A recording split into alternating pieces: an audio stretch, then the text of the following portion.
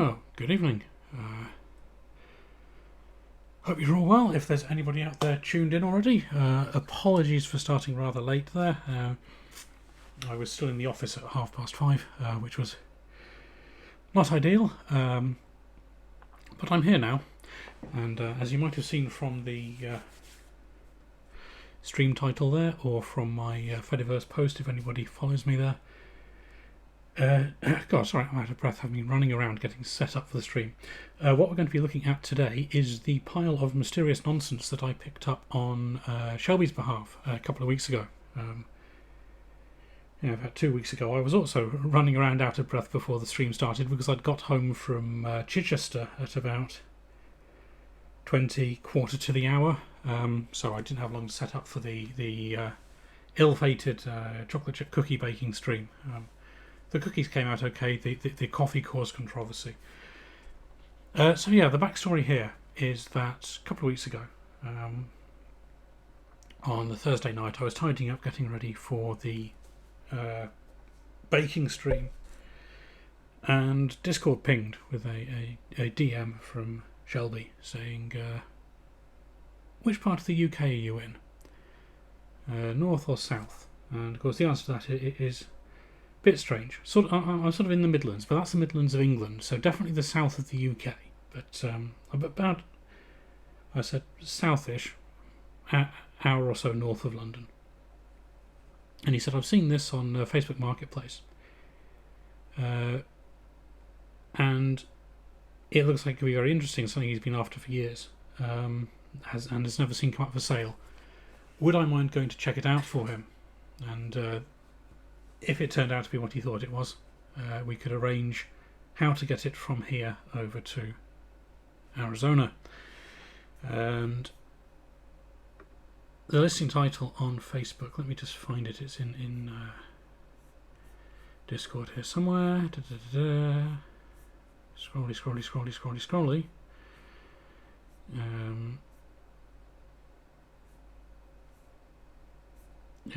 Sorry, I've been chatting with him about this pile of stuff. Yeah. So the listing title was IBM Golf Ball Teletype, IBM Printer XY Plotette. So what he thought was that it would be, or Golf Ball Teletype, or terminal. So a Selectric that's been modified. There were Selectrics, they were called IO Selectrics, that... Well, there were various types. There was actually an IBM terminal based around the Selectric mechanism. There were also IO Selectrics, but there were a variety of Selectrics that either came factory modified or could be modified to operate as a teletype. Hi RHK, how are you doing? Hope you're well. And the IBM printer in the lot was, it had, when you look at the pictures, it was all a bit blurry, but you could make out several spare daisy wheels floating around in the chassis. They were dumped there where the carriage moves, and he thought that was a... Oh, come on, brain. Not the Action Writer, because the Action Writer is the one I've got. He thought it was the wheel printer, which he'd been after for a long time. So a teletype Selectric, cool. Wheel printer he definitely wanted, and the plotter was neither here nor there. So I said, yeah, sure, I'll go and check this out. Hi Majenko, how are you doing? Hope you're well. Nice for you to pop in briefly, but since you're here, let me show you the pile of stuff. This is the first pile of stuff. Ignore this one on the top. It's a DEC LA50 that goes with the Rainbow. I picked that up from my colleague at the same time as I went down to Chichester to pick up the others. This is the XY plotter. It is an instrumentation plotter, not a computer plotter. So you feed it. Cheered with 100 bits. Thank you for the 100 bits, RHK, and hello there, Token Scandi. Hope you're well. Good to see you. You'll notice you might get some echo on audio alerts like that. That is because I forgot to charge my earbuds, so I can't stick them in my ear. They have to come out of the laptop speakers. So yeah, instrumentation plotter takes analog, certainly analog Y input. It can also take X input, or it can do that based on a time base. No, not at all, RHK. I always appreciate money. Money over explanation any day. And then on the bottom here is what turns out to actually be an IBM Quiet Writer. It's not the Wheel Writer. Shelby and I realised that simultaneously, effectively. I twigged it as soon as I saw it in the flesh because it has a ROM font cartridge in it, so it can't be a daisy wheel. And he managed to make out the model number on or some distinctive feature. It might be the model number in the blurry photograph as I was driving it home. So yeah. So he wasn't too interested in the plotter. The printer turned out not to be what he thought it was at all. So it's interesting. I like it, but no interest to him. Certainly not at the weight it would be to ship. And then the Selectric is hiding behind here. So we'll get to the Selectric in a bit. So the Quiet Writer is quite interesting because it's effectively a thermal printer, but it's a sort of hybrid between a thermal printer and the Sinclair Janktastic Spark printer thing. Hi Sleepy Developer, how are you doing? Oh, and just former Dead Insects as well. Hope you're both well. How silent is the Quiet in the Quiet Writer? It makes plenty of mechanical whirring and clunking, but the printing is actually silent because what it does is it has an array of electrodes on the print head that it uses to shove electricity into localized spots on a metallized film ribbon, which causes localized heating, which deposits the pigment on the paper. So that's quite nice, and I'd like to get that working. The interesting thing is all of these work to varying degrees. The LA50, as with the Rainbow, as with the VT240, has sat in an unheated attic for decades, and it whirs into life. It attempts to move the head, it makes printing noises, but then it throws a fault. And I think, looking at the tech ref, that might simply be the paper out sensor. So we'll get to that eventually. The plotter wakes up and things move, but I can't make it do anything, can't find a manual for it at the moment, so we'll investigate that somehow. The Quiet Writer I managed to get some print out of, and then it throws a ribbon error. Yes, it uses standard paper. Hello Matt, how are you doing? Standard paper, not special thermal paper. It can't. In fact, it can't use any special paper. If you try and feed it thermal paper, it complains because there's a ribbon fault, and that's what it's doing now. It whirred into life. It spat out a few characters as a self-test, and then it said ribbon fault. Can't find a manual for that either. Can only find a manual for a later model. Definitely can't find the service reference. So yeah, it's a bit fun. We'll get to these three later, but what I want to look at first is the Selectric. So if I just move these out of the way, I shall show you the Selectric. So give me one moment, and beware the clunking noises. How am I going to get around this tripod? It's right in the middle of the kitchen. That is not handy. Oops, there we go, kicked it already. Let's move the RC2014 out of the way, that will help. And this one's done. So, these two can come off first. You've got a Towers of Hanoi this a bit, which is annoying, so we'll try and skip a step or 6 by doing it that way. There we go.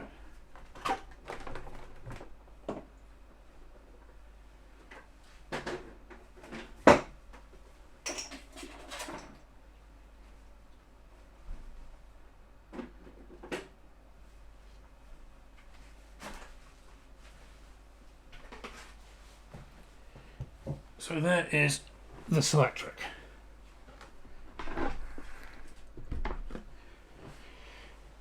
Now, I wasn't sure. I am by no means an expert on the Selectric. I know roughly how they work, because they're fascinating pieces of engineering, but I know roughly what each model looks like, but that's about it.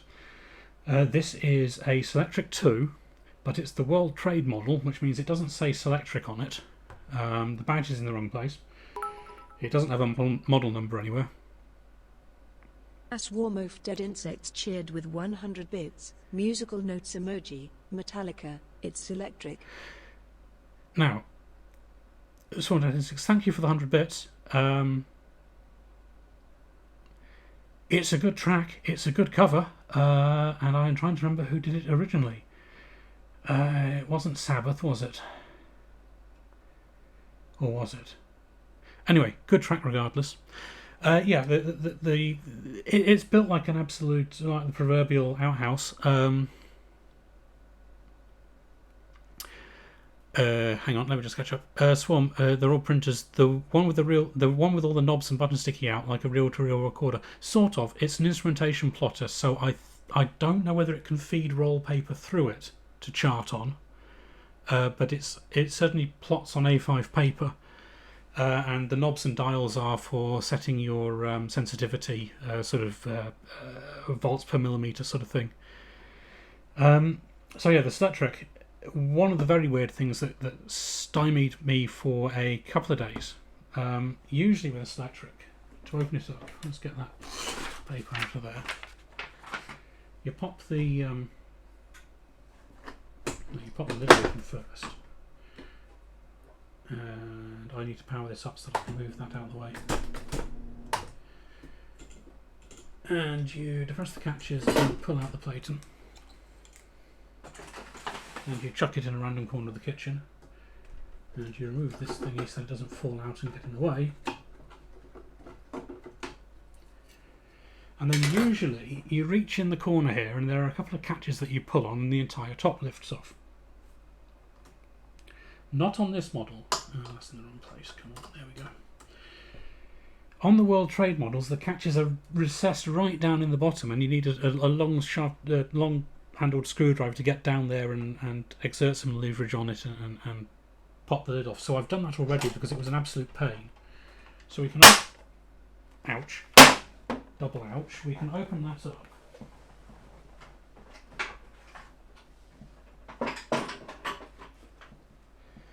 And see the glory that is the inside. Let me see if the close-up cam is working. Well, that's not good. I've got one lead going one leg of the side of the leg of the tripod and one going the other. So it's yeah.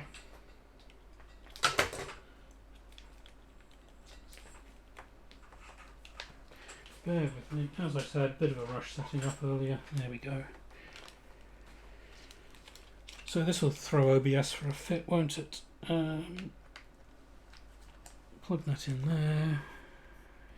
Go away, EOS utility, I don't care. Accessories.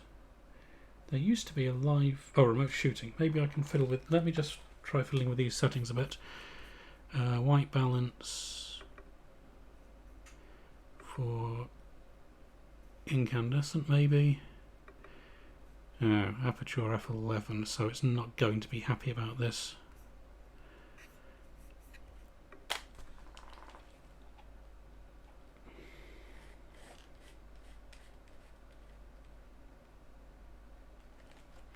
At least the colours are better. Let's see if it remembers those settings when I put it up on stream.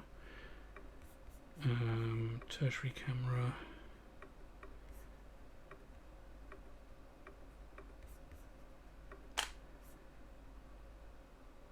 Oh, maybe that will actually work. Apologies for the shaky cam. But the only issue this has is to do with the ribbon feed, and that spiked post here is supposed to swing over here when the ribbon is installed, and it doesn't. So there is something gummed up there, but that is the only fault I found with it. Let's switch back here so that I can... what's happened there?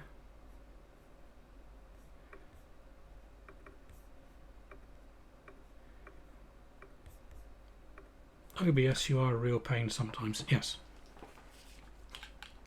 It's a lot of grime. It is indeed a lot of grime. So it will need thorough cleaning, but I'd like to get it working before I invest the time in cleaning it. So let me just put the close-up cam out of the way.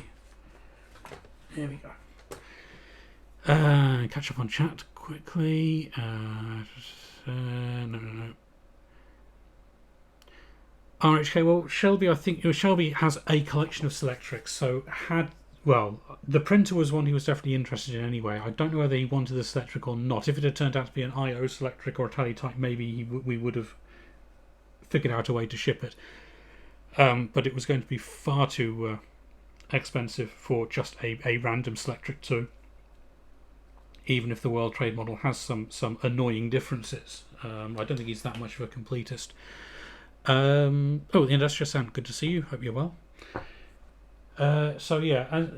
This has the noise reduction option, which is why it's full of degraded foam and has that extra perspex lid on the top. It mostly works, as I said, apart from the ribbon feed, and I don't have the ribbon here, it's in the other room.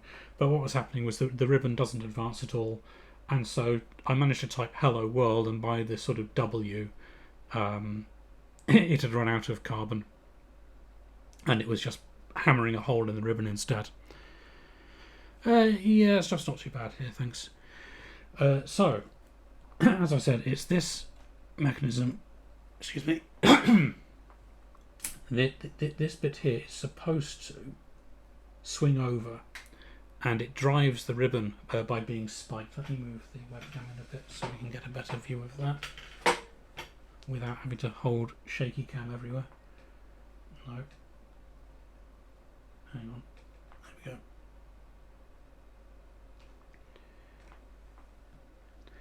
we go. Let's have a look. Hi Cobb, how are you doing? Hope you're well. We are blaming Shelby for this pile of equipment, which turned out to be not what we'd hoped it was, so I get to keep it.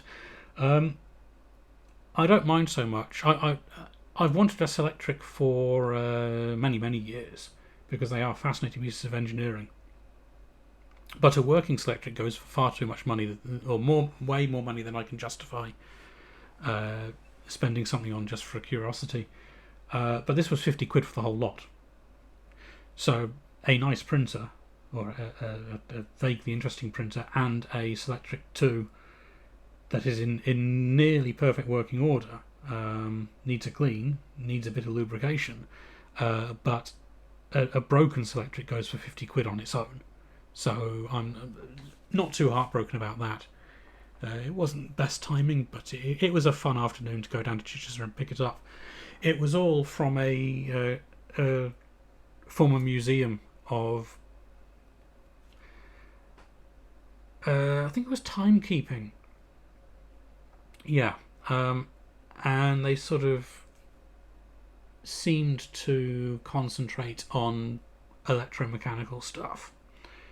And I was chatting to the bloke there who was sort of liquidating their assets, and he definitely seemed convinced that this machine was a Teletype, and that someone had used it as such when the museum was running. But I can only conclude they must have had two of them, and this is the other one, because there are no signs whatsoever that it has any. It's certainly not a factory I/O Selectric. It doesn't have any contacts on the keys or solenoids anywhere.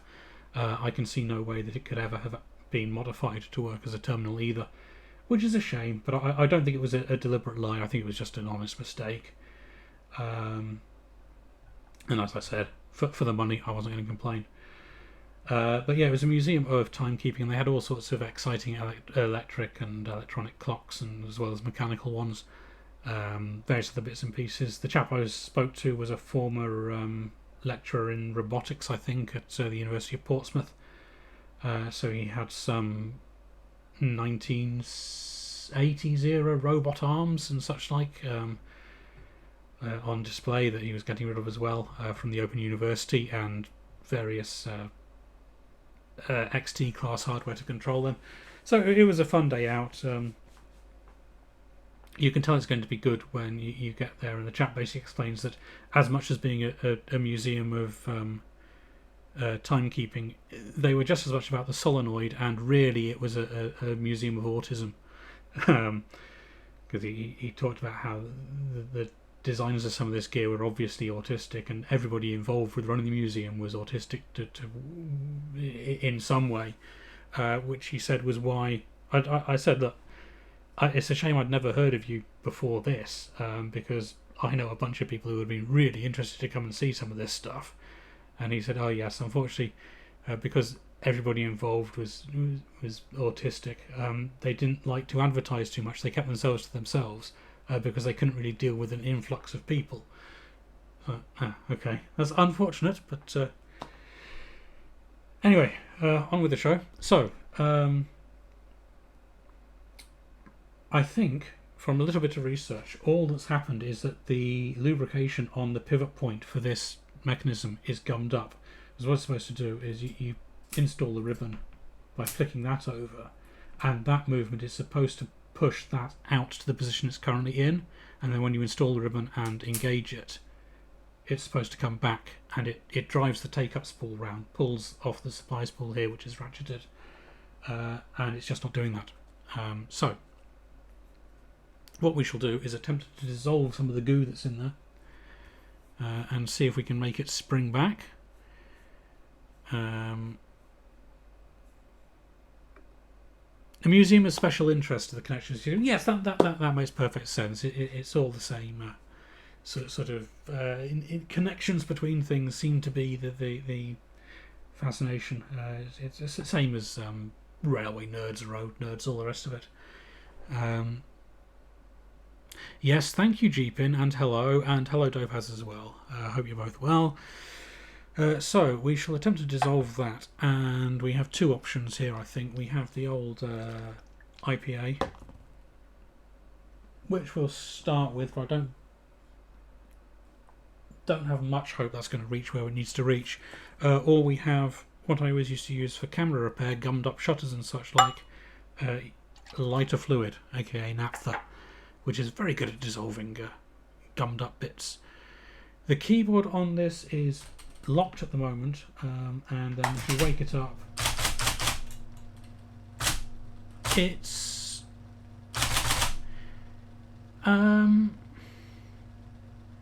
not spongy, but it's not particularly tactile, so it's somewhere linear, but it's got a it's got a decent feel to it. Oh, thank you, Matt. We must appreciate it. It came with 3. This one that's installed is Prestige 10, I think. No, Courier 10. Yeah. And it came with Light Italic 10. And another one that was labelled PI. But that turned out to be a 96 character type ball for the Electric 3. So it doesn't physically fit, which isn't. You click it into place, and as soon as you type it, flies out the top in quite dramatic fashion. So I might sell that one, and I could probably get 20 quid for it, and then I'm really quids in on this deal. But anyway, let's see if we can get some IPA in there to start with as the. It would hope that some IPA came out of the pump bottle, wouldn't it? There we go. And we want to aim, I think, in here. And well, there's definitely goo in there, but my swab doesn't quite reach, or it is a little too thick to.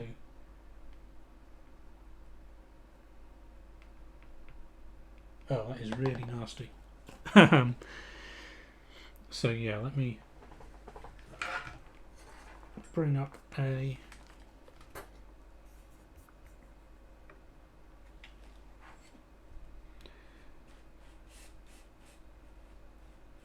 Where are we? Let's pull out a bit from there.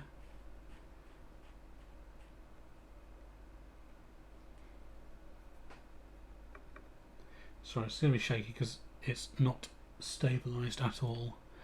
So you can see that mechanism there moves fine, but that post that's moving on the left hand side of the frame is supposed to push that against that carrier, which is not pivoting. So it's basically under here is goo, delicious goo. So we'll see what we can do about that. I don't think, unfortunately, my little tripod is robust enough to carry the camera. But we can get in under there, can we? No, we can't. Oh, that is absolutely filthy.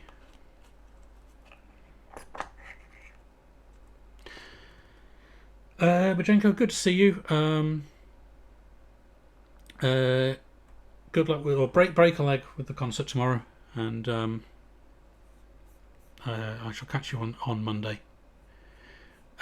Big Clive has a very pointy metal nozzle. Yes, unfortunately I don't. I have a pump bottle with a sprayer that squirts it all over the ceiling if you don't have the lid closed, which is not useful. No, Cobb, I don't think flavoured lube would go very well in it, especially not typewriter flavour. Pulling it back manually, yes, I did actually at one point get it to engage part way, and in fact that completely buggered stuff up because I couldn't then retract the thing to drop a new, because it was stuck here. There was no way to get the ribbon back on after I'd been fiddling with it. So it will move if you put sufficient pressure on there, but it's a lot of pressure. Yeah, that's not a good idea. So I'm just looking to see if I can see where the actual pivot point is, and I think it's under here. Yeah. And that cog is completely gooed up as well. So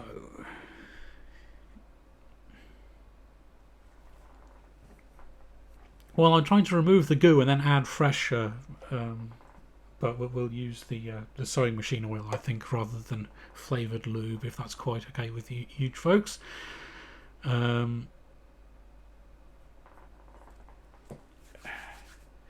Pressure washing outside is a possibility, but we'll get it working before we worry about cleaning it up, I think. So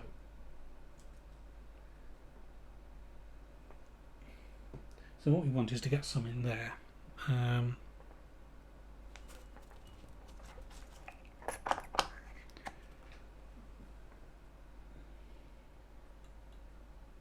God! Right, so even that cog is absolutely covered in.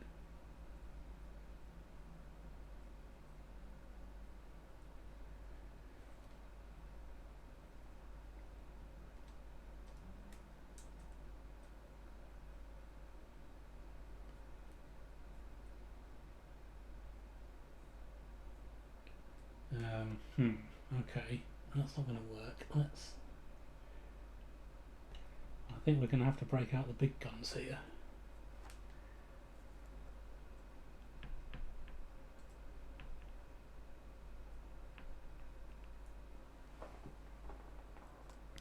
And try some naphtha.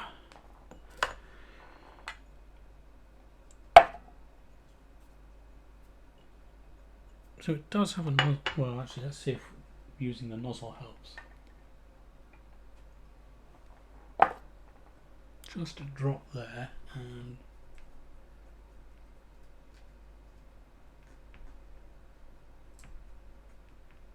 no, we need something narrower than that to get under there and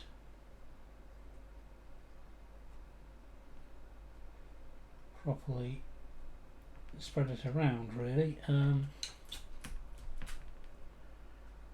Let's do that.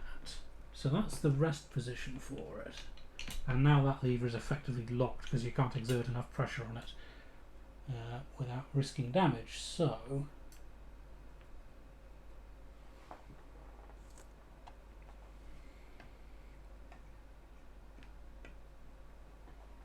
let's put that there and see if we can work it back and forth a bit.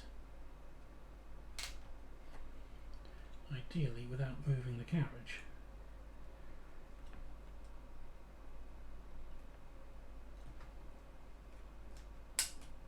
Okay, that's the stencil selector, that's not what we're worried about. And of course you can't really put pressure on the spiky thing at the end without puncturing your fingers, which is good fun.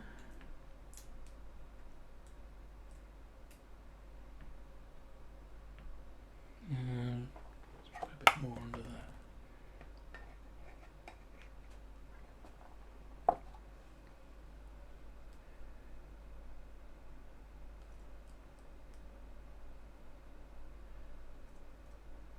It's becoming easier to move at least.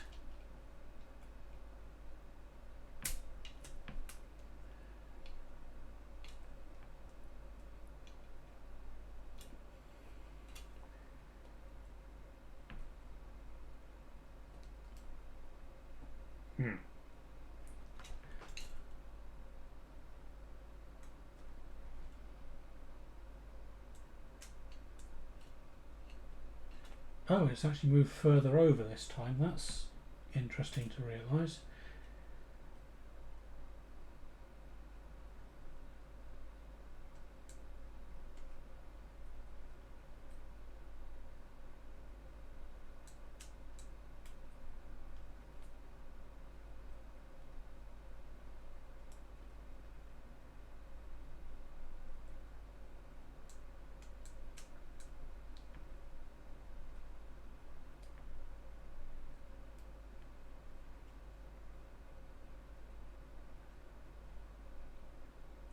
Yeah.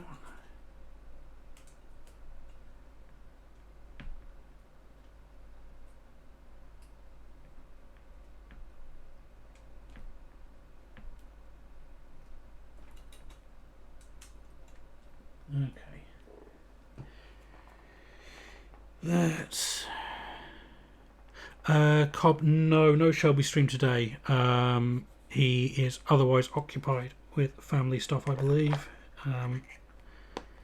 and no Majenko stream in its place either, because Majenko has a concert to prepare for tomorrow. So you are stuck with me until I get bored, I'm afraid, or hungry. And that was the magic words that was supposed to summon Chloe, but Chloe is also going to be late. So, Hot Rocks, hi there, good to see you. Well, the DG junk is nearly finished, I think.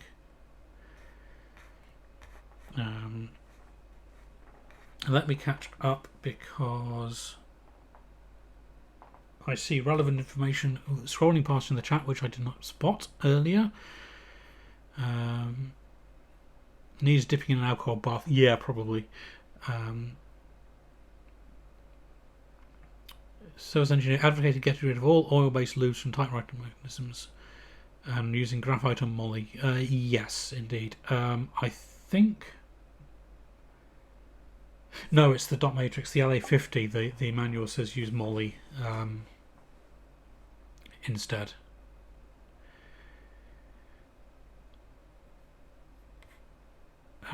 It's not a huge amount of naphtha, but it's certainly doing better than the IPA was doing. But we'll see what we can see how we can get on here. Let it sit for a moment. I can see it sort of wicking its way in there now, which is good news.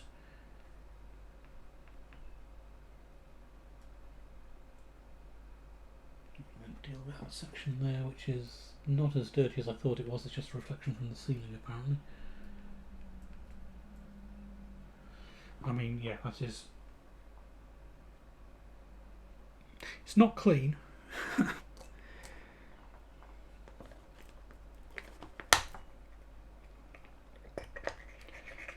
Yeah, I don't know what Shelby's got planned for this weekend, but last weekend we were finishing up the Dasher. Effectively, he was resin printing some replacement keycaps for the second Dasher, and I think that was basically as far as he could take it, because he gave up on finding a terminal emulator for it, or a terminal program. So I think he's basically run out of things to do now, and normal service will be resumed, if not this week, then maybe next week. I think he was taking a break from, or is missing a upload date for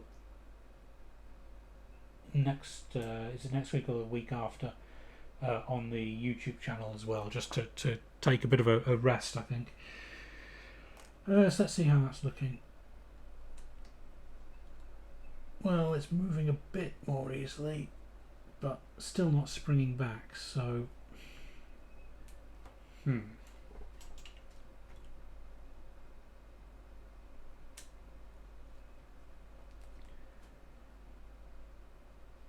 I mean, the ideal here would probably be to get it actually off the base plate and clean it properly, wouldn't it? Let's have a look. That's a circlip.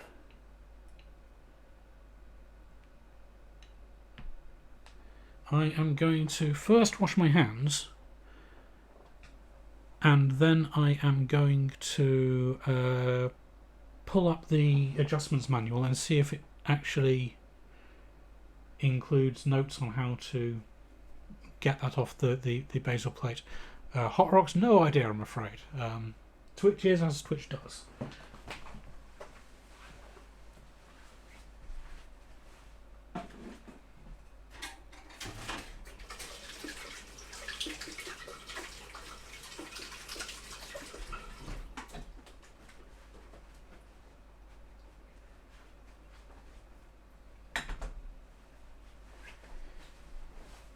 What I should have done before I started this escapade was buy a bottle of the magic goo that my brother recommended. It's like Swarfiga but better, and I can't remember what it's called. Anyway, I need to find the Selectric. I have this window open already somewhere. If I can find it. I probably can't find it. CPM manual. Is it that one? No. Aha, correcting Selectric. No. There it is. Let's move it onto the right desktop so I can share it, and then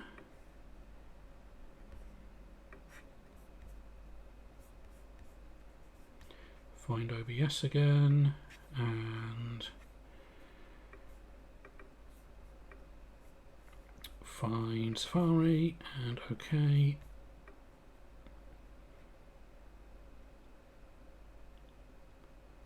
Put it there. There we go. Adjustment parts manual. Ouch. Adjustment section. We ideally don't want to adjust anything because it's mostly working. Parts manual. Mechanism identification. So we want the selective ribbon 15.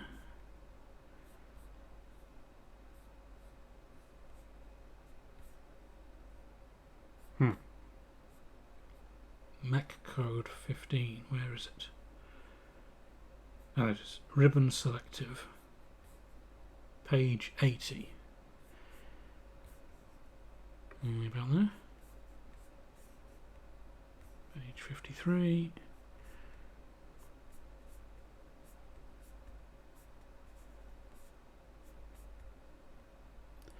Selective gold.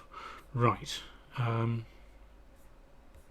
So this is the thing that, and you can't see my mouse cursor, I'm sure. This thing with the pokey uppy thing there, and the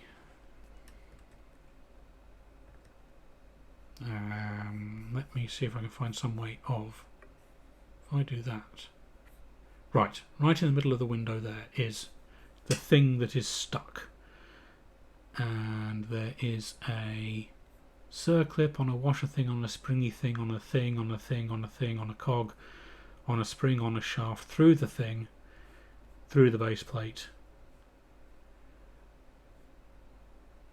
through a cog, oh god, and a screw at the bottom. I don't think I want to go fiddling with that right now, do I?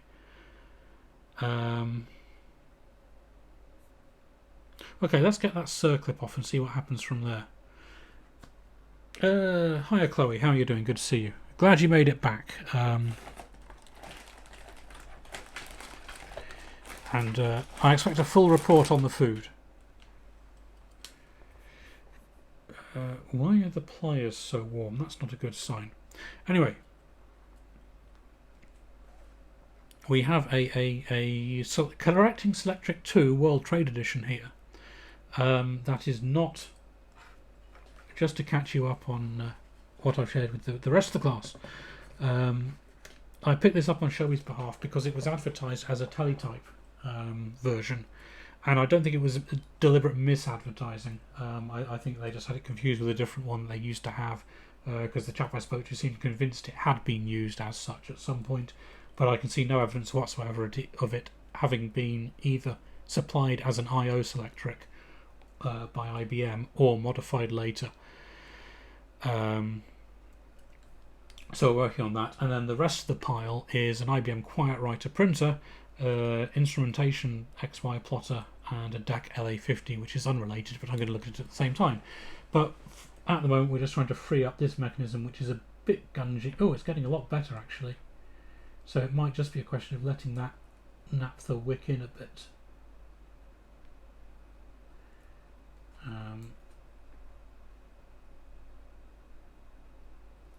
But anyway, let's see if we can get that circlip off and hope for the best. You're going to get a very strange camera angle here, I do apologise. Okay, my circlip pliers are probably too big for this. They are indeed too big, so I'm going to have to find another way of dealing with that.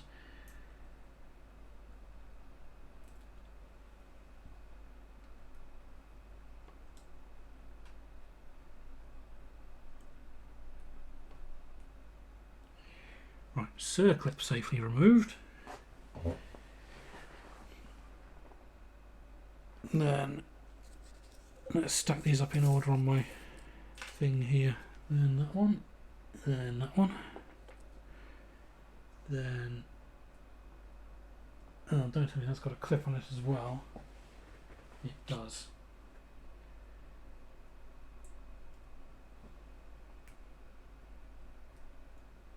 This one might need the pliers actually.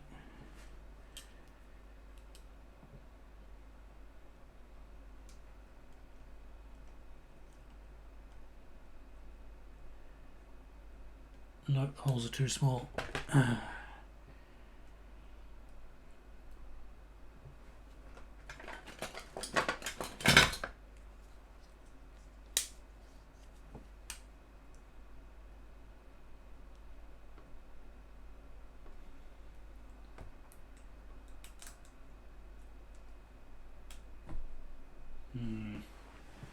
How are we going to deal with that?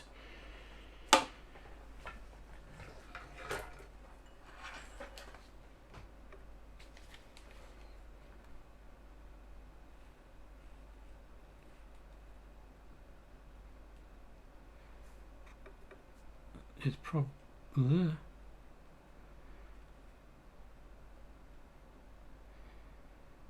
so that clip needs to come off. Then we might be able to stand a chance of cleaning the gunk off the bits below, but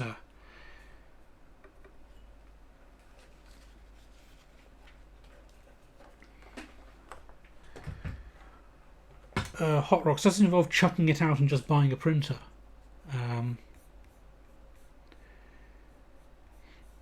I mean, I suppose you could stick solenoids on the wiffle tree and effectively send it the, what is it? It's can't be a 5-bit code. Must be a 7-bit code. 7? Yeah, it must be 7 bits for the 88 element. But then it's the teletype bit where you've got contacts on all the bars and such like gets a bit hairy. But anyway, it's something for future research perhaps. Let's see if we can.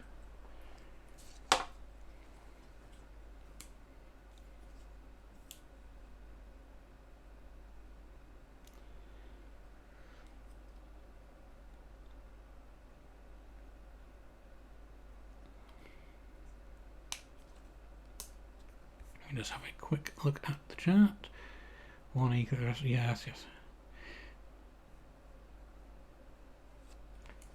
Yeah, I did surprisingly well on the run down to Chichester to pick this lot up actually.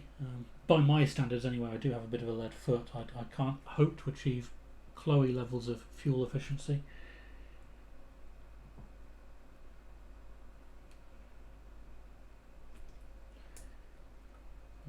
I don't want to try forcing this because I have no idea what I'm doing, as you can probably tell, and it would be unfortunate to completely bugger it up.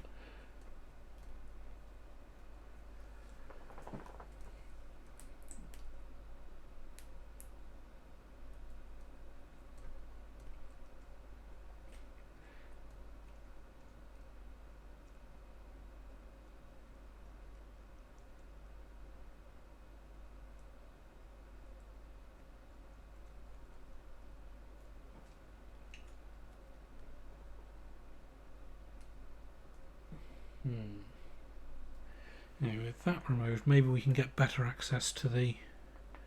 Where have I put that?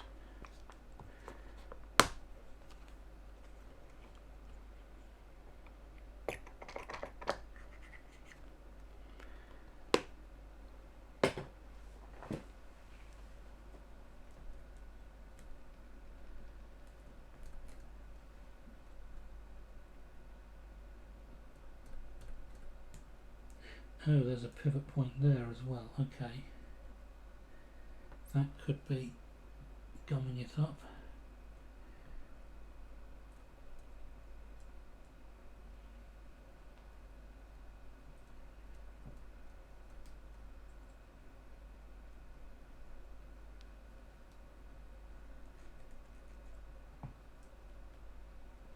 I'm going to take the type element out so that I don't accidentally screw with that while I'm farting around in there.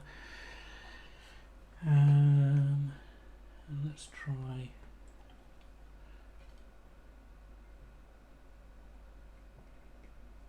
Oops, that was a bit too much.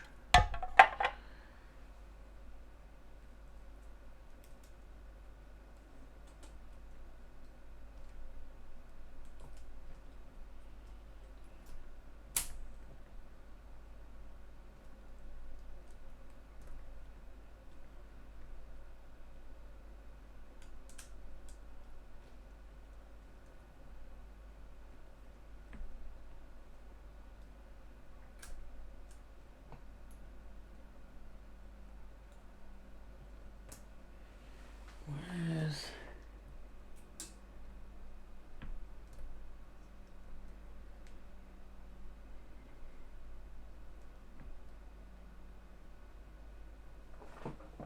So that must be the spring that pulls it back. Well, it's got how much tension on it?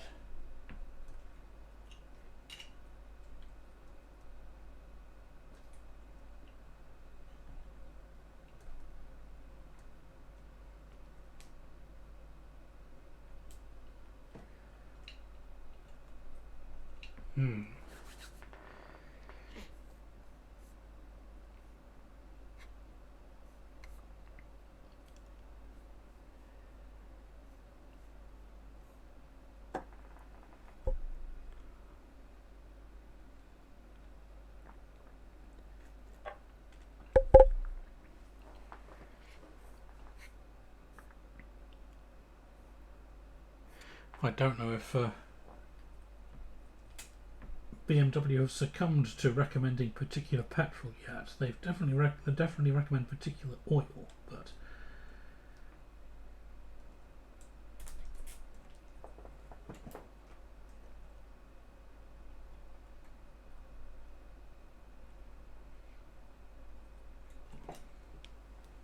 I'm going to bring the carriage over this way a bit. There we go.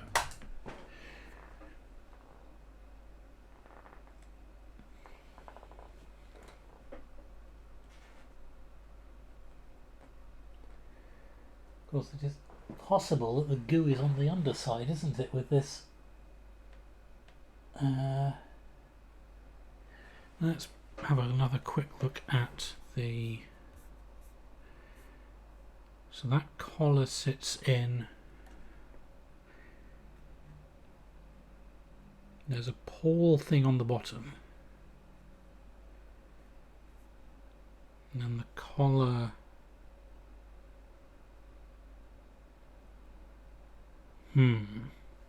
So the collar should be free rotating, I think. And the collar is part of this deck that is what we're pushing back and forth. don't think cleaning that cog's going to help. So it could be that the stuff around that has turned to goo, in which case we're going to have to get the entire carriage assembly off to get to that screw on the bottom, which sounds like an absolute nightmare.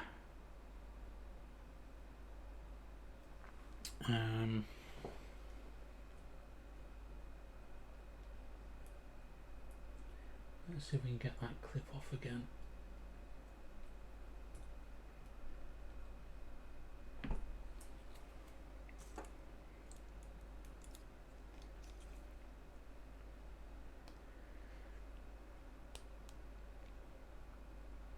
Ouch.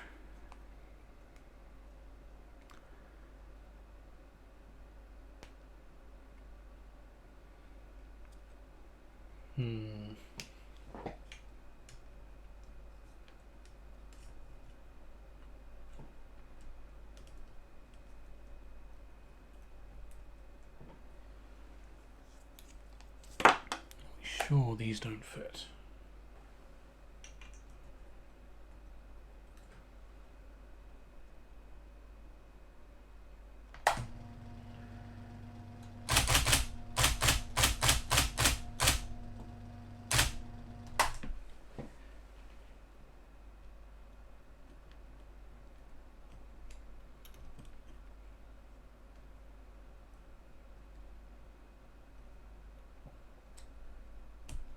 No.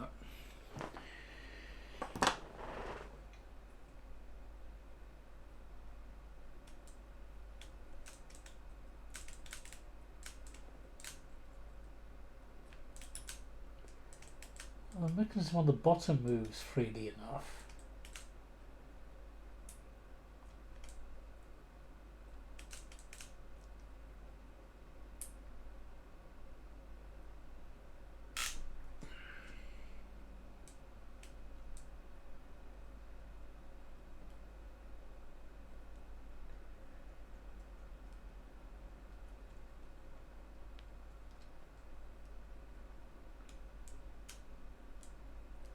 It must just be that collar assembly that's gummed up. I did see somewhere a video about something similar. Let me just have a quick look, see if I can find it again. That wasn't it. That's getting the lid off. That was not it either. YouTube.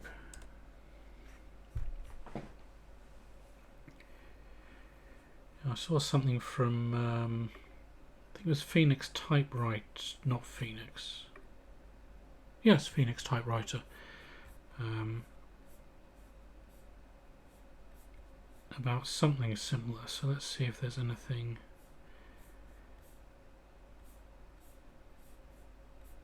Except it's not in my watch history. That's really useful. Aha, here we go.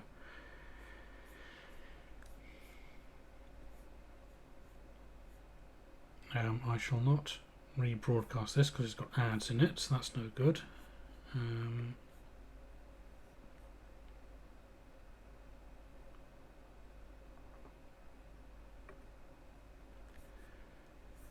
Let me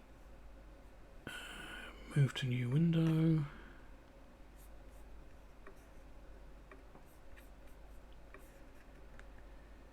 Sorry, bear with folks while I find my way around my own computer. There we go, and if we bring this up,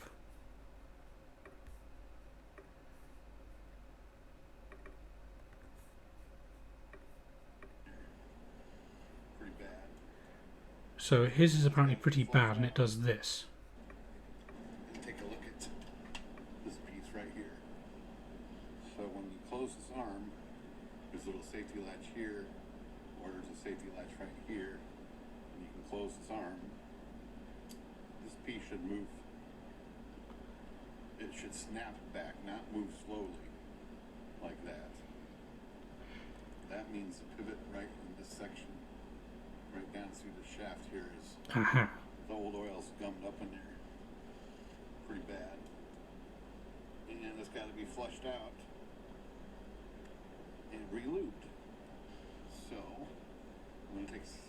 trusty lacquer thinner on the applicator right here, little pointy thing, and just put it right in there, and then some down through the bottom here, and already it's snapping back. Okay, so the answer is you need lacquer thinner. Well, naphtha's close enough, and an applicator like that to get right in under there and under there.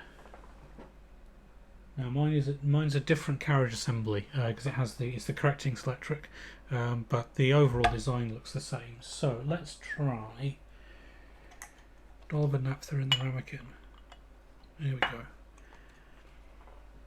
And we want some sort of needle applicator, don't we? I have a flux bottle, that's not going to help.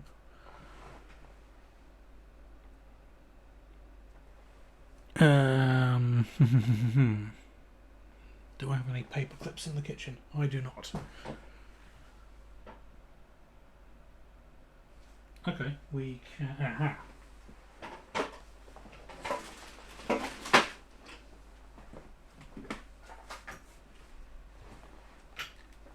We shall take a length of solid core... Oh no, acetone around here. Well, there is acetone around here. It's in the cupboard, but I don't think it would be particularly useful in this situation. What we shall do is we shall find these and take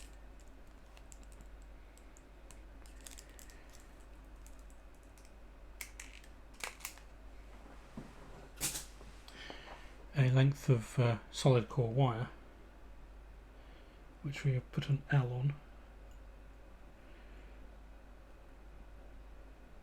Get some naphtha on the end of it and see if we can poke it in there. It'll only be a drop, which is probably not going to be enough to be particularly useful, but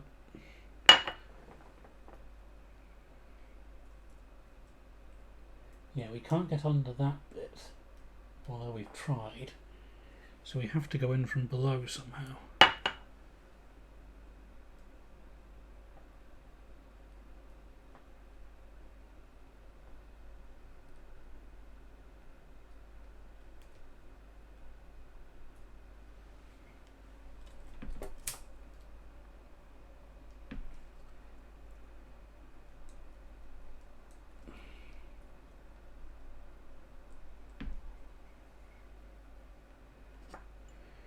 Strange how that happens, Chloe.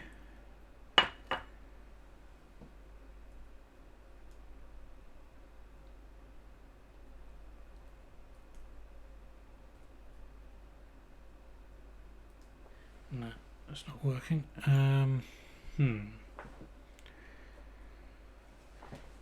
try a bit more out under here.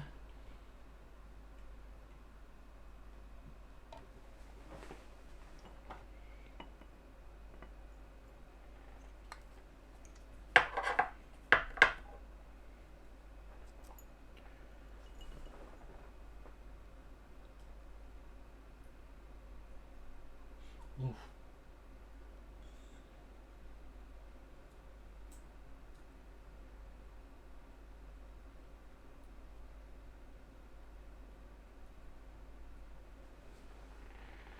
Just trying to remember if I've got a spare flux bottle anywhere. That would be the thing for this job.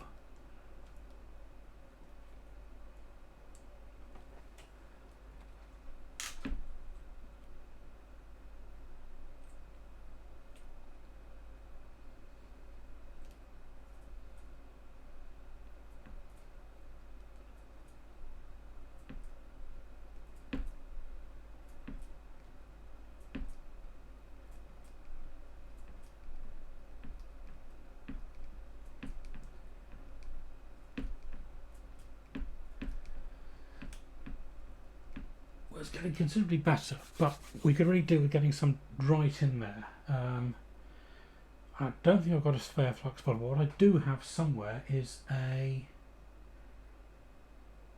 bag of syringes for measuring nonsense. I have no idea. Oh, yes I do, Chloe. Held a message for reasons sex-based terms, and it's highlighted three-way. So I've just added permitted term three-way. So have at it, chat. Enjoy all the three ways you want. Whilst I go and look for my bag of syringes, I'll be back in one moment.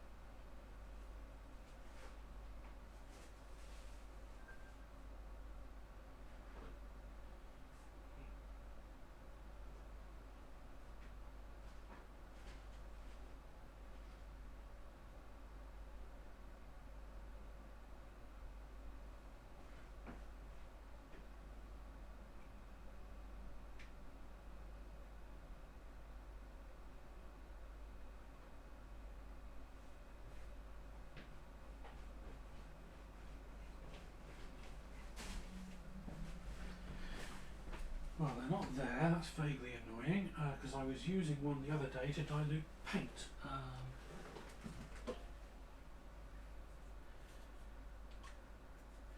Found a syringe, but no needle for it.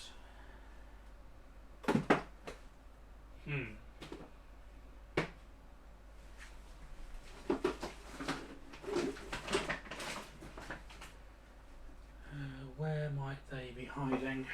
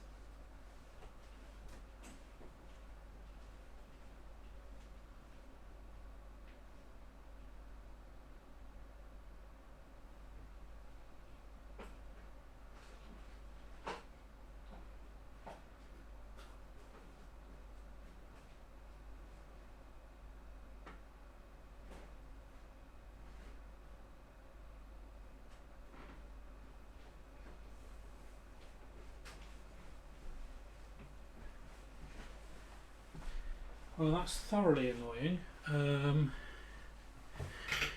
Oops. So that's not going to work. Let's have a look.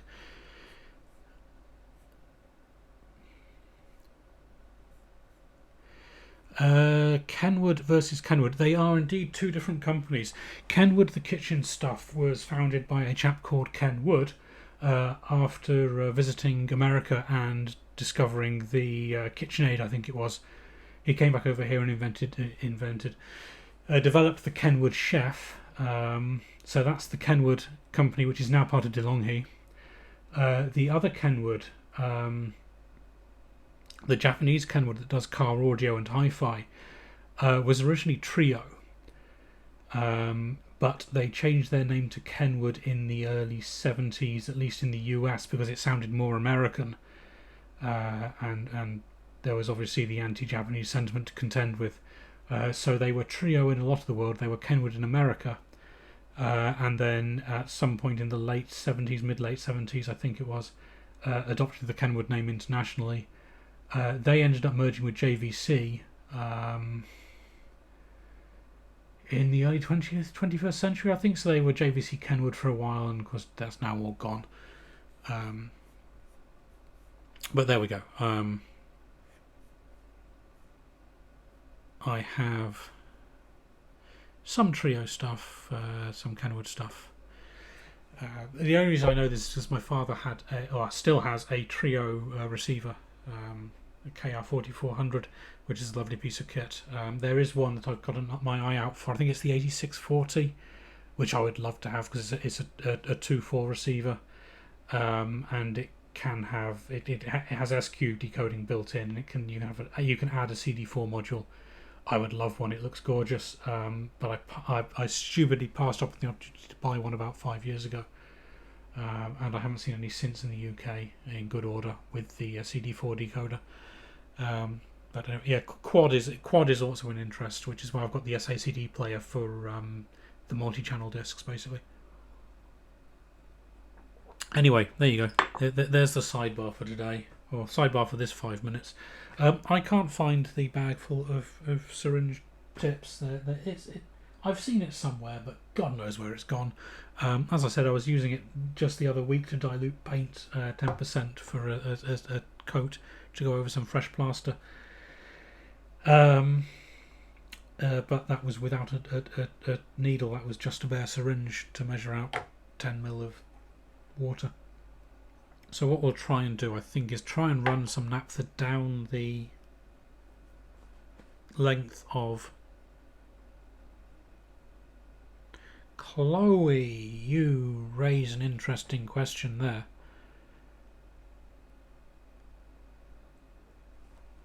One moment.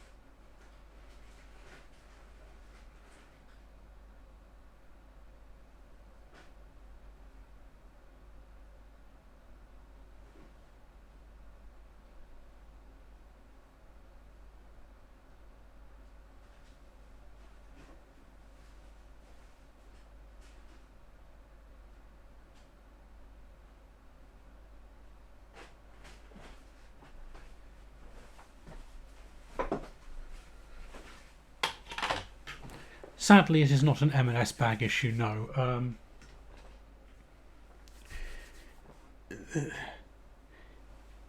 Just checking the floor filing system. Nope. Yeah, those are just the bags that overflow from the kitchen ended up getting put into in an emergency tidy up before streaming, and it didn't work. But no, they're not in there. Just casting an eye over the stuff that is in here. No. There is a monitor on the kitchen shelf. That's a television, yes, for watching TV and listening to the radio, because my DAB receiver doesn't work at the moment. I need to fix that. Cobb, sorry, I missed a thing.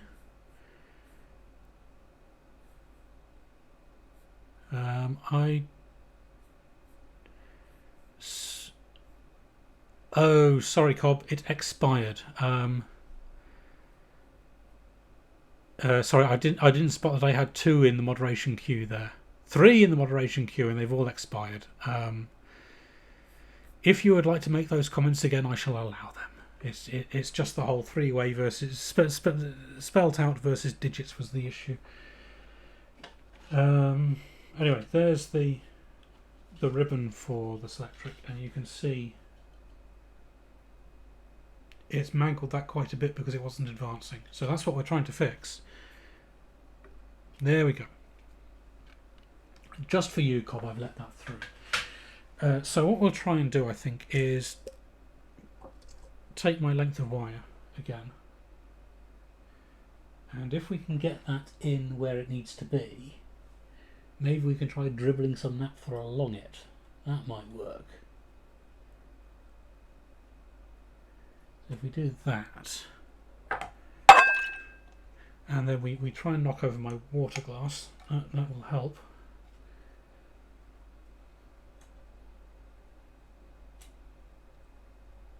So that needs to get in that gap there, and then if we do... No, not viscous enough to travel along the wire.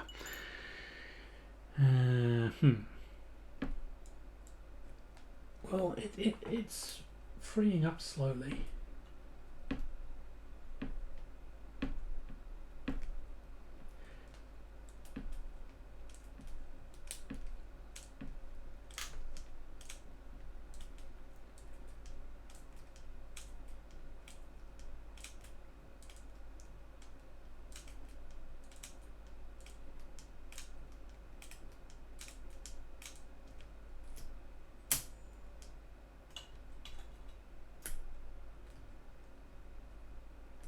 Oh, that has now moved far enough in to actually latch, which is new. There we go. So it was those safety catches there, wasn't it?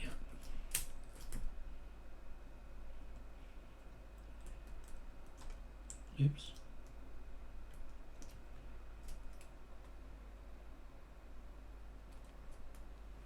God, this does need a thorough cleaning. I'm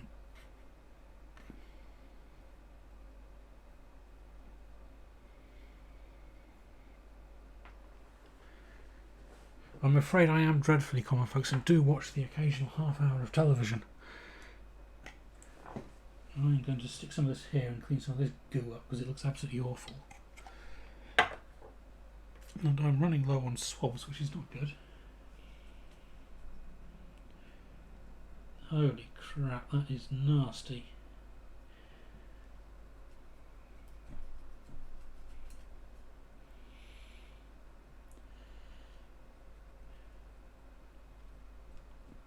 So yeah, I think the long term here might actually be to, as Hot Rock suggested, give the thing a thorough alcohol bath. But I'm not looking forward to trying to put it back together after after doing so, because then there are sort of approximately 3 million adjustments to make. So we're trying to work on the principle of least buggered, soonest mended.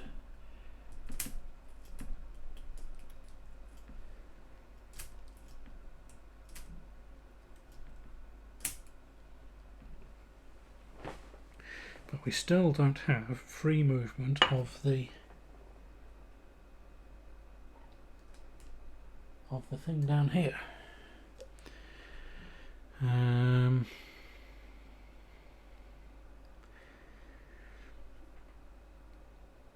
Skirted WD-40.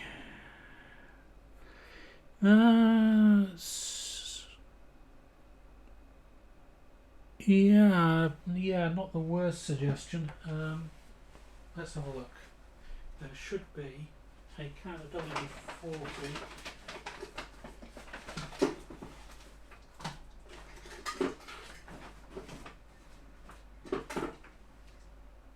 No, that's contact cleaner. That's not going to help.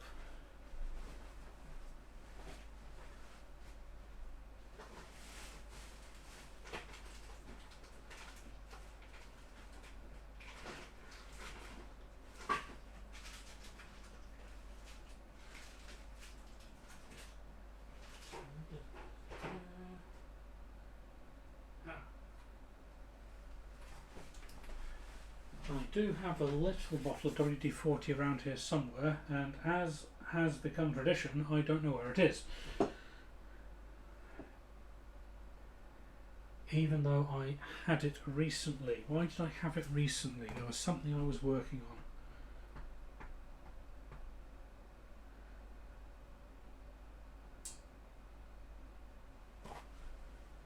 What was that noise, you? Oh, I see goo is now oozing out from where we have been trying to dissolve it. That is a good sign. Let us mop up some of the goo.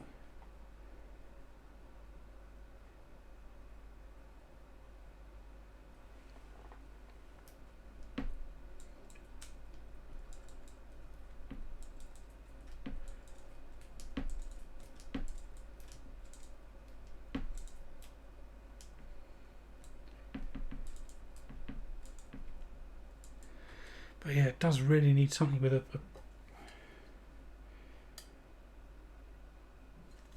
Let's try the contact cleaner.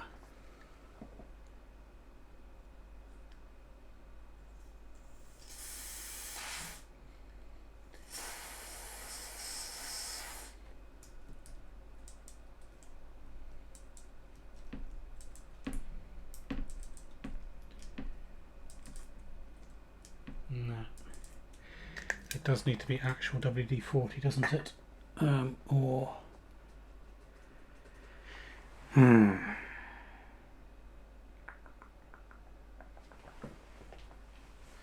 bear with me one more time.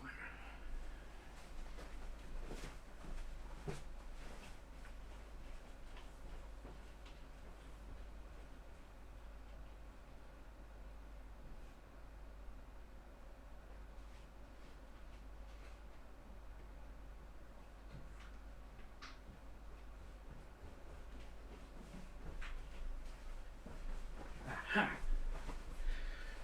I knew I'd seen it recently. We have the baby can of WD-40. Please keep away from babies, obviously, but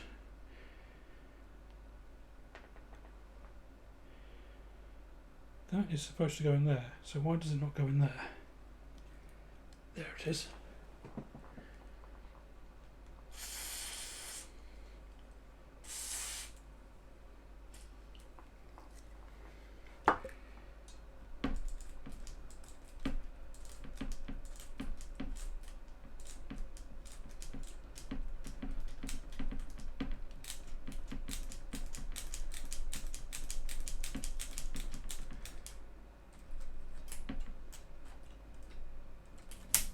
Hey!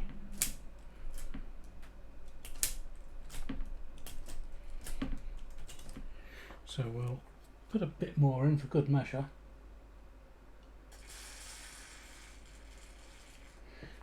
Thank you, Hot Rocks, for the suggestion there. That was considerably easier to deal with than the nonsense I was doing beforehand.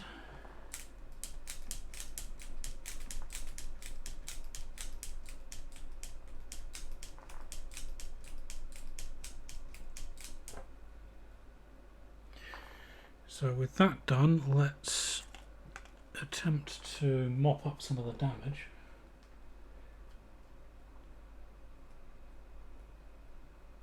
Should be fine actually, it'll work its way out. It's still grotty as hell in there, but we'll do that and work it back and forth a bit. Because there is a pawl under here that moves around under it's attached to the sleeve that the whole thing rides on, so that I think advances this.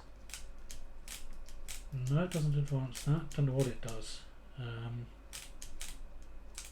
Anyway, while we're here, we shall also find that one again and see if we can't give that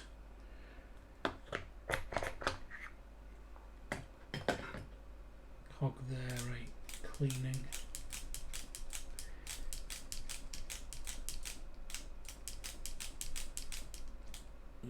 It's moving easily enough, so I think we're probably okay on that for the time being.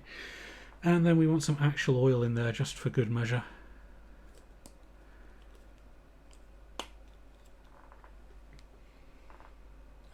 Let's put some in there. And a little bit down there.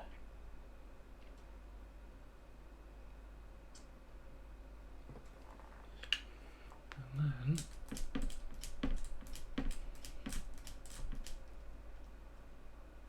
so that should be there, and if you do that, it goes back there, and hurrah! Now, before I power that up, I just want to pat it down with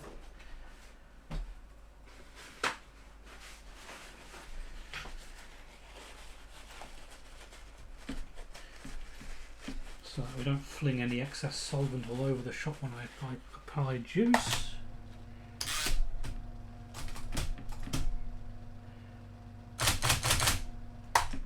Still working, which is a good sign. Put that back there, and we'll pop the plate in and see what happens.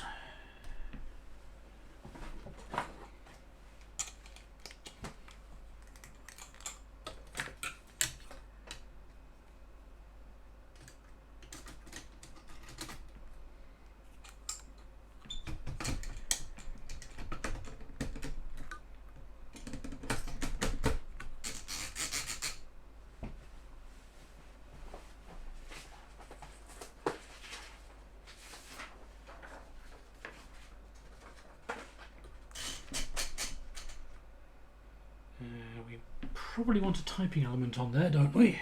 Well, let's put the ribbon in first.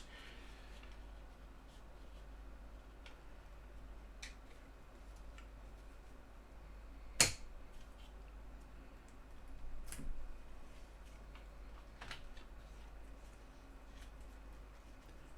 top of the ribbon guides outside that pin.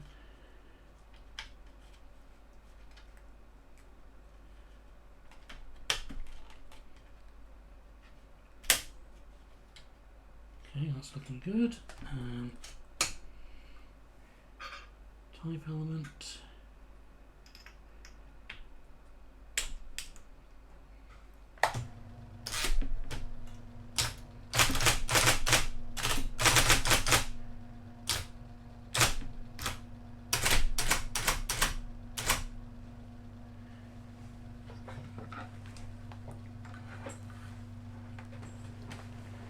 We have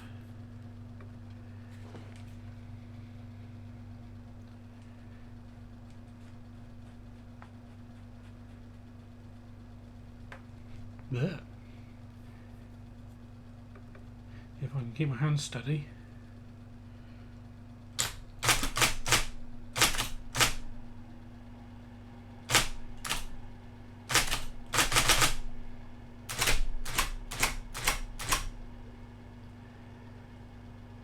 I think we can call that success.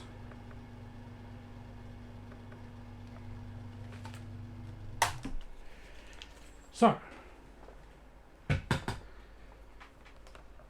I've checked out the rest of the mechanism on it, and everything else. Ugh, god damn, those nasty. Everything else is perfectly happy. So tab stops work, carriage return works. The various levers for pitches and line spacing and so on work. The correction works, although the film is probably knackered at this point. So yeah, I'm happy to call that good. For the time being anyway. We might revisit it at some point and do a thorough clean and service on it, but for the time being I think we'll just pop the lid back on, and what time is it? It is 7:30. We'll take a look at one of the others, because I'm not quite bored yet. You might be, but I'm not. So that comes out, and that's all fine as it is.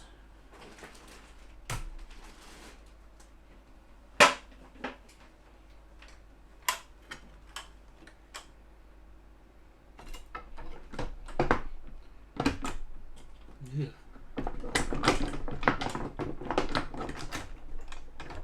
Oh, hang on, did I forget to stow that back in? Oh, no, it is in operating position, that's fine.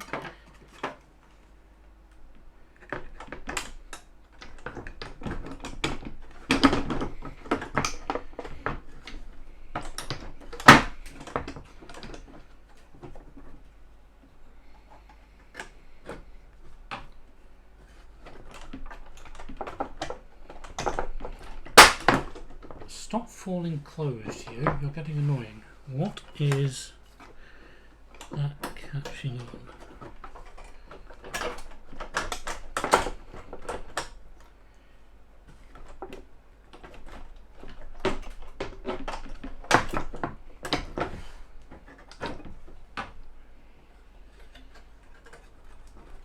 The problem is these stupid catches are not easily accessible.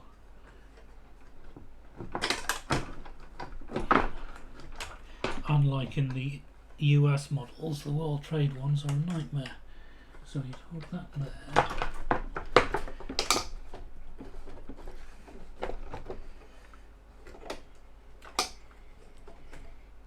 Good job I didn't clean my hands, wash my hands before I started putting this back on, because they would now be filthy again from the sound deadening foam.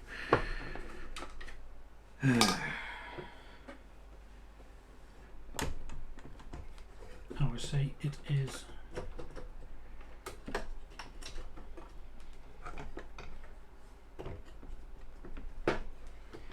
now we are caught on that.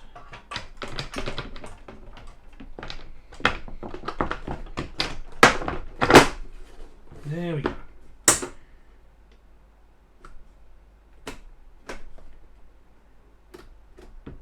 So that one, that's line spacing. Okay, good. And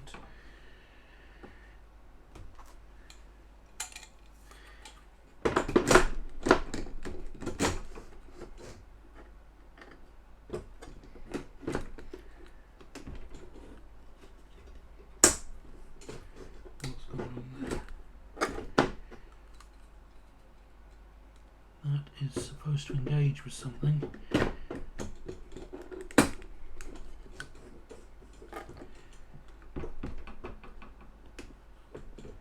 Now that's the paper releases. That one is supposed to engage with is the line finder mechanism. What's going on there?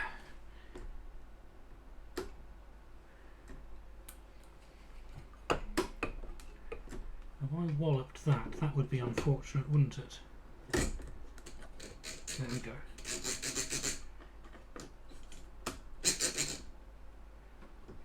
Okay. Oh, balls. I do apologise, folks. You've had an absolutely dreadful view there.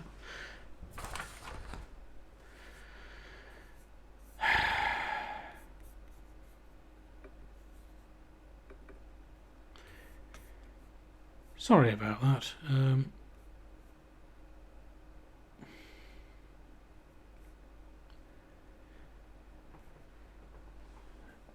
Just catch up on chat. Oh, actually, so much to discover behind you on the sink. Yes, thank you. Obviously, I keep saying this. It does need tidying up, but the problem is stuff. Stuff goes in the food, and the food is important in the kitchen. So I should just go and we'll switch back to that. I should go and wash my hands.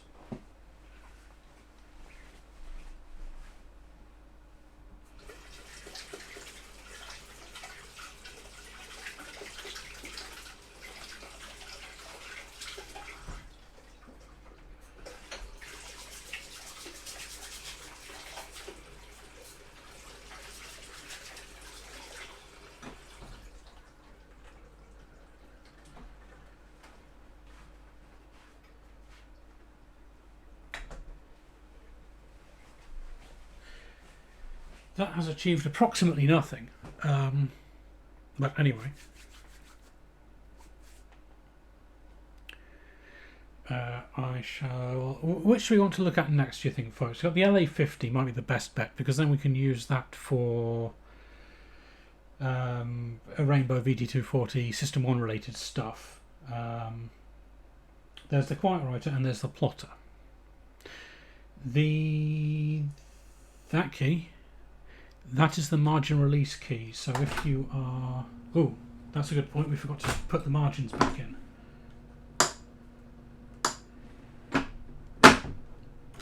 So if you're back at the... Can you see it?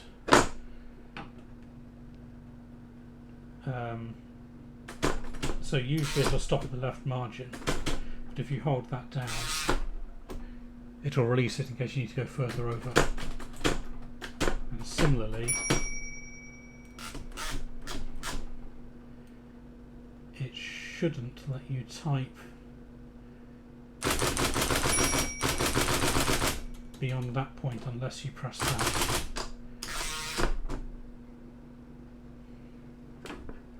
So that's what that is.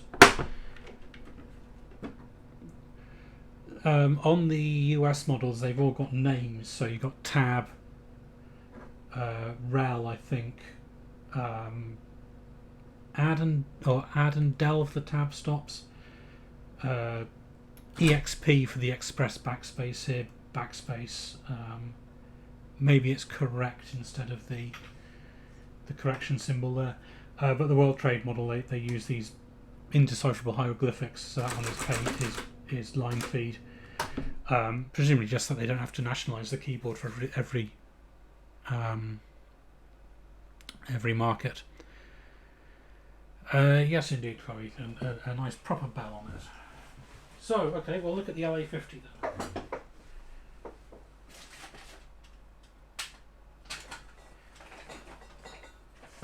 Step one is to get the Selectric out of the way with its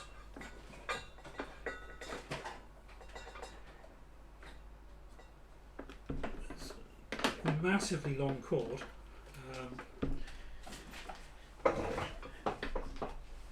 Which presumably means they had to have a special model for Chicago, but anyway. Oh, God, that's a hefty beast. Ouch.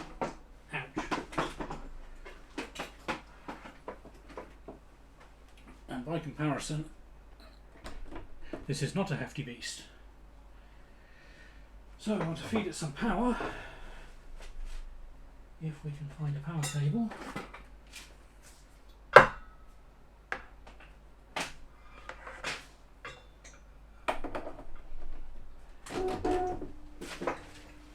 Oh, I left it turned on. Okay.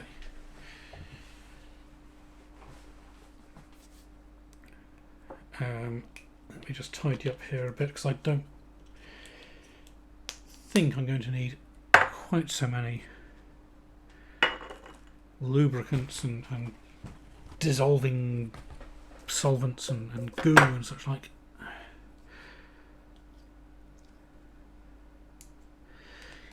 Probably no Sneaky Majenkos. Sneaky Majenko is off being sneaky in a choral fashion. But yes, indeed, this is a DEC LA50, 9-pin dot matrix, I believe. It's dot matrix, I believe it's 9-pin. And it goes with the Rainbow, obviously. Well, not obviously, but it was given to me to go with the Rainbow because it was used with the Rainbow originally. Serial, which is why it's useful for that. I have my own Star NL10, which is a 9-pin parallel dot matrix. Or 9-pin dot matrix with parallel interface. But the Rainbow doesn't have a parallel port, it only has a serial port for printing. So this is handy. But it also speaks natively the DEC terminal command set, basically. So things like bold, I think it responds to escape open square bracket something M for set graphic rendition. And it speaks sixel graphics, so you can just send it the sixels that you would send to the VT240 and it'll print those as graphics. So that's nice, and since it can hook up directly to the VT240, now that I've built an adapter for the VT240's weirdo serial port for the printer, it'll be good for getting transcripts of what we're doing with System 1. However, it has a minor issue, which we should hopefully be able to fix. At least the foam in this is in better condition. So I'll pop that there for the time being. I mean, that's moving okay. It could do with a little bit of lubrication, but we should be fine. But if we feed it some paper, if I can remember how to do that.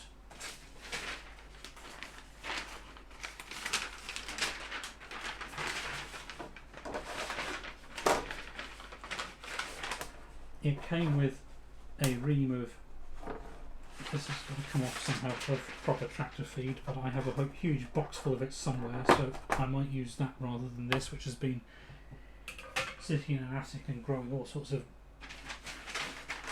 muck on it. Oh no, maybe I won't. Does that show up? Hang on, I've just noticed this. Go over there, you.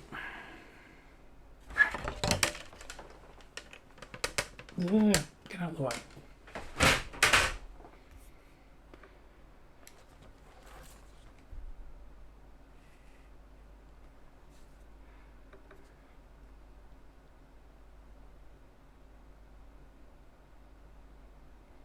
That's exciting.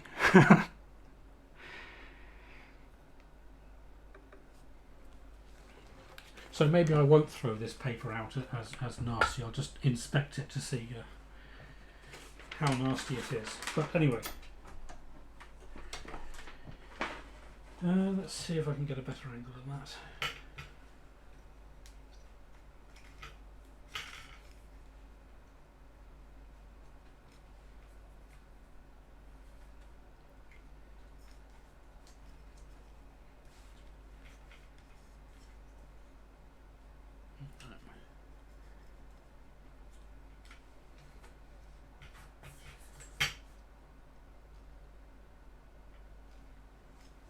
So,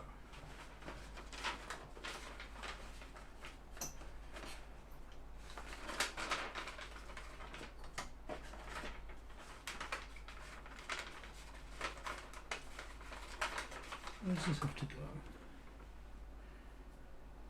Does it go under there? Okay, weird.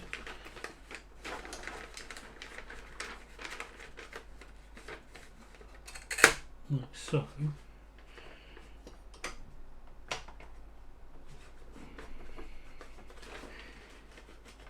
It surprises me how many dot matrix printers I see where both ends of the paper feed have been clamped in place. I know that's what the manuals told you to do, but it was always... Okay, that's bunching up. There's something fouling its path there. The tip I was always given in the 80s into the mid 90s. Leave the right hand side, so anchor the left as your margin. Leave the right hand side to float, and then if it starts... Apple, I hate your power supplies. If it starts drifting because of whatever reason, yeah, it doesn't like that, then that side can float and it'll avoid bunching up, or it'll avoid paper jams that way. But no, it goes down there and gets part way down there, and then it gets stuck on something.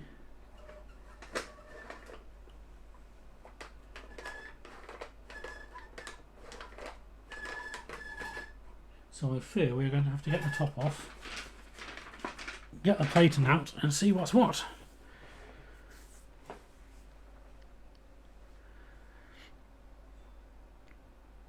Well, this is the thing, Chloe. Yeah, good quality printers, it wasn't an issue, but the one thing, it was always tractor feed. It's horrible. It's horrible. It binds up, and no. Even if it does on your printer, there's a simple solution to it. It's just that people didn't bother with it. Okay, the paper bale there has got ugh on it. So, oh, what's that lever for? Aha, that is possibly relevant, because in the rear position it's for tractor feed, and in the front position it's for sheet feed. So you would have to be a deranged person to try and sheet feed one of these without an auto sheet feeder, but anyway.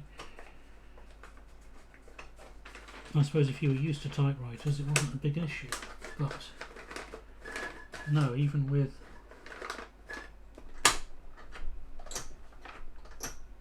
Okay, it moves something there.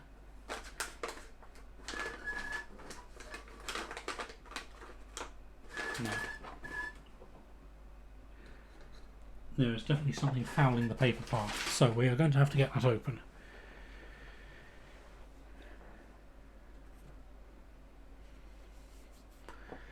I object to your characterisation as the LC20 as being a lower quality printer than the PCW8256's printer. I mean, Amstrad were not exactly renowned for their quality on these things. Well, I suppose the outer case wasn't renowned for its quality, but they knew better than to ship crap. That wasn't going to work. It's even a digital branded ribbon cassette. So some of you might recognise the mechanism here. It is the same mech from Ito as the one of the Apple ones. Was it the Style Writer or the Image Writer? But yeah, so same gubbins. It's got the same pair of dip switches down here with a little plastic flap covering them, along with somewhere two calibration pots. Come on.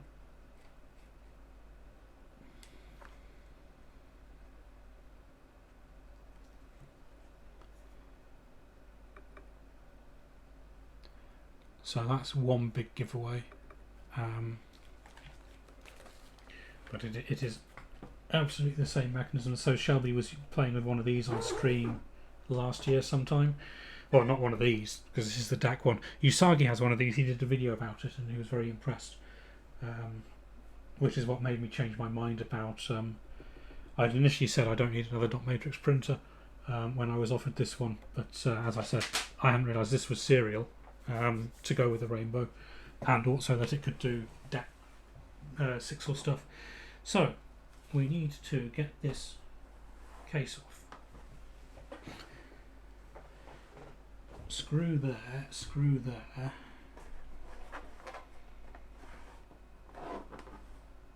But there should surely be two at the back somewhere. There's one there and one there, but they're in the lower case.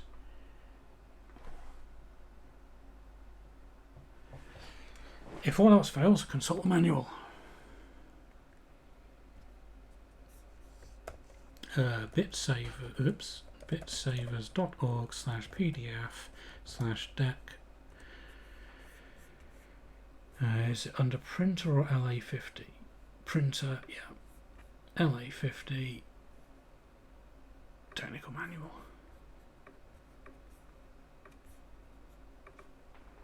Here we go.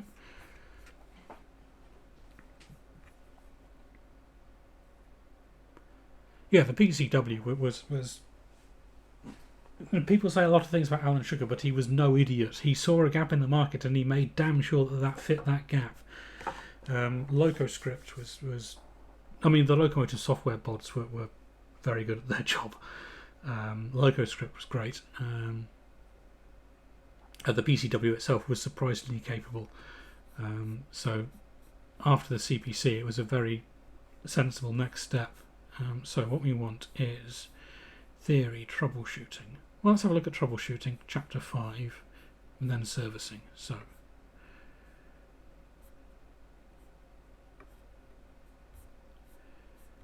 troubleshooting, here we go. Printer does not start, it does start. Carriage does move, that's fine. Printer does not start. Fault indicator, no.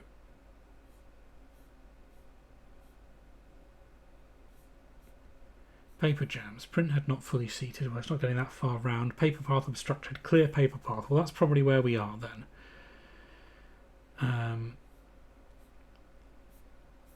So, general. So you want access cover, top cover, bottom plate, and hang on.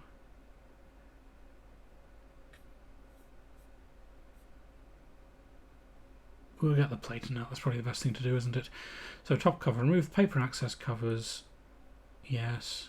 Locate the slot in the plate and knob. While prying at the slot with a small screwdriver, pull off the knob. Okay.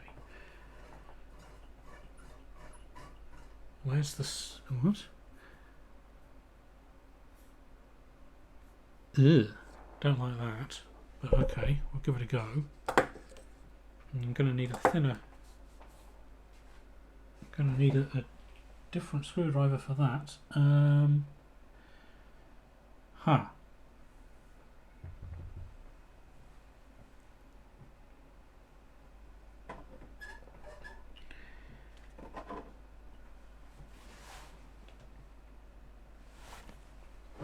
Let's see how far down that notch is. I think it is too far down to reach with anything I have on hand, actually. There. Okay. Bear with.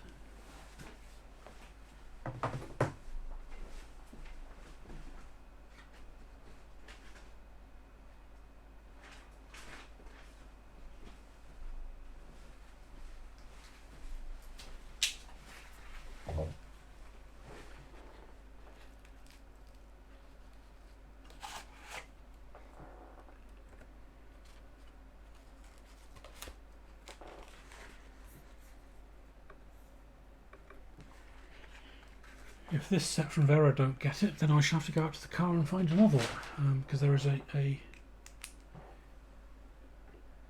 No, that's two. Right.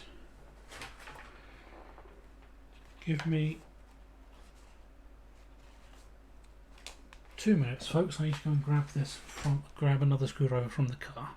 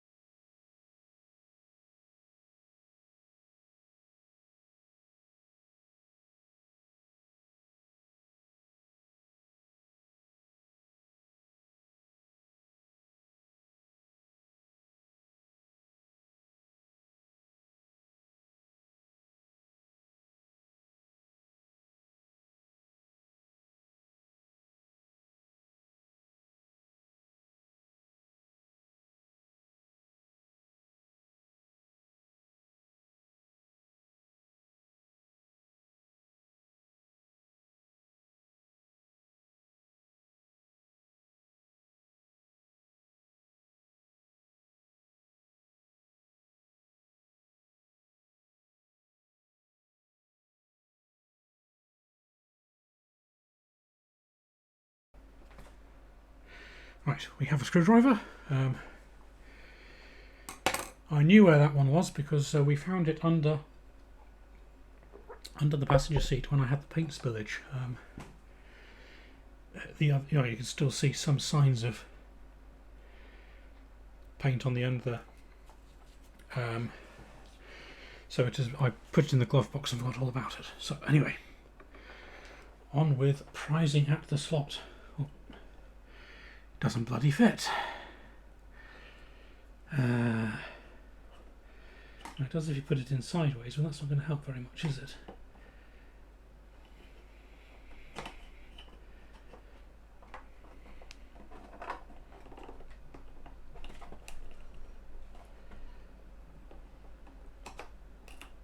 Aha. There we go. You've got to maintain pressure as you pull on it, do you?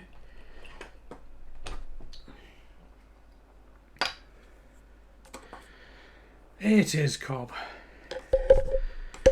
Chloe, it was the lid was. Yeah. No, but better lesson. Put a box in the boot. Put the paint in the boot. Put the paint in the box in the boot, rather than thinking, I won't put it in the boot because it'll roll around. If it falls over, it'll roll around and bash itself. Therefore, I should put it in the passenger footwell. Where, of course, it did fall over and went with a bloop. Better lesson, yes indeed. Vital Kneve, hello, good to see you. Yes, a printer, a DEC LA50 with something obstructing the paper path by the feel of it. So we're getting the lid off and we're going to see if we can find out what it is. You have missed Selectric fun, but we got that working. An IBM Correcting Selectric 2. In the World Trade Edition, had a gummed up ribbon feed, so we ungummed it with liberal application of various solvents and digital manipulation. Right, so what does it say? Okay, this is remove 2 screws at the ends inside the front of the top cover and 2 screws at the rear of the bottom cover. Oh, it is those 2 on the back. Okay, fine. So let's see about this. That is a long way down there. That's really nice. Thanks. Well, I was going to say thanks, Deck, but it's probably thanks CI Toe, isn't it? Oh, there's. And there's some crud in there, so I can't actually get to the screw head. There it is. No. Yeah. We are going to have to use the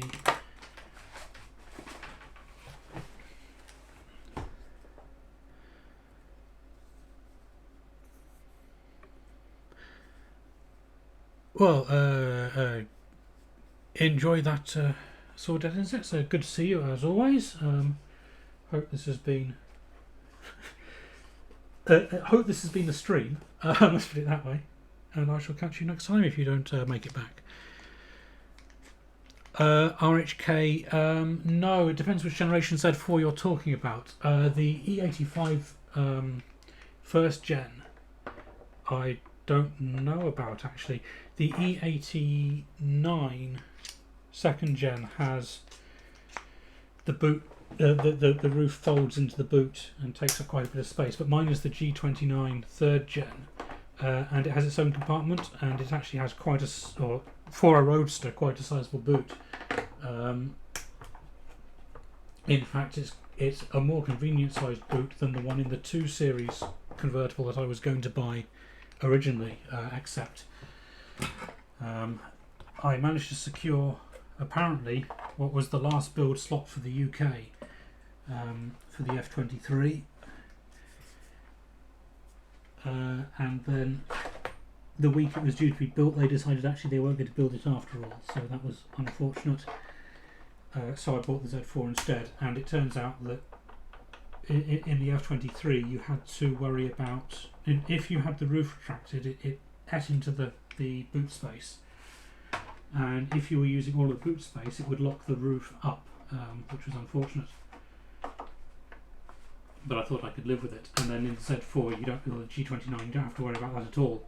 I actually took 2 large beer boxes along with me when I took it on a test drive, to see if they would fit. And the salesperson was much amused. Nobody had apparently ever done that before. And it's like, well, surely if you're buying a convert or buying something like daft like this, you want to have some idea of practicality.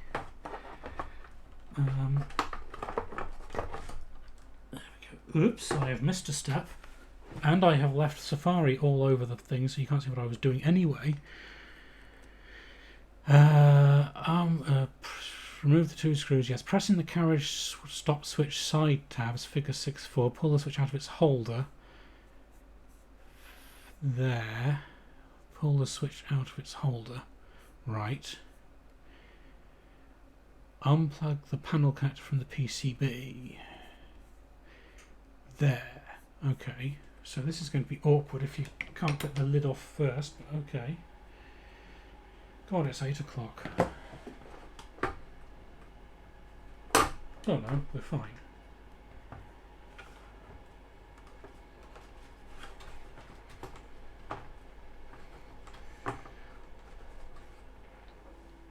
How do we get to that?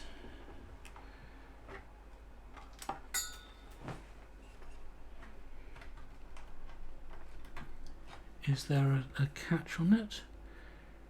No, it's just straight up, except you can't get to it.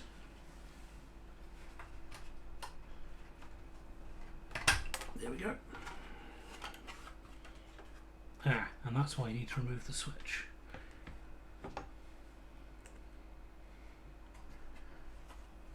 It was press the tabs.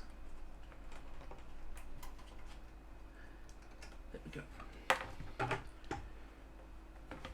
There's another.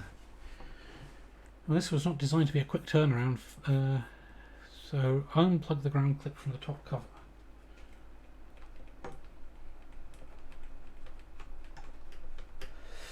There we go. Right. So, we want platen removal. Bottom cover, don't care about that just yet, I don't think. Operating voltage setup, don't care about that. Fuse replacement, that's fine. Print head, what? There we go. Remove the print head. Print head. Remove the access cover to the approximate centre, yes. Remove the ribbon cartridge. Release the print head clamps in the direction of the arrows shown. Okay. Pull the head upwards, avoiding the paper bail bar. Oh, okay, that's nice. I'm used to. I think the one on my Star has the flex cable attached to it permanently. Okay, so platen. Let me just catch up with chat a second, because I see Token Scandi there talking about beer, which is always good. Railway porter and salty caramel chocolate, excellent choice. I have yet again neglected to put beer in the fridge. I shall remember to do that while I eat dinner, for the virtual pub later. Well, Jeepin, the problem is there's some sort of obstruction. I can't see what it is. It's right at the bottom of the platen, so I figure if we get that out, that's probably the best way forward. I mean, I could try sticking something. Do I have anything that's suitably thin but flexible to go down there? And I think the answer is probably not. Let's have a quick look at the chat. Cheesy garlic pasta, excellent. I am on the chicken and mushroom cheesy pasta this evening, I think is the plan. Whatever anyone says, Ben, this has definitely been a stream. Thank you, Cop. Yes, I shall choose to take that as a compliment, even though it has been a bit of a weird stream. So, Paper bale. Where were we? Plate. There we go. Let's bring Safari back up so you can see what I'm reading. Remove top cover, remove printhead, done. Remove the screw holding the plate on the right side. Figure 617. The screw is reached through a hole in the paper feed gear C. An alternate method is to remove gear C first and E-ring holds it in place. Well,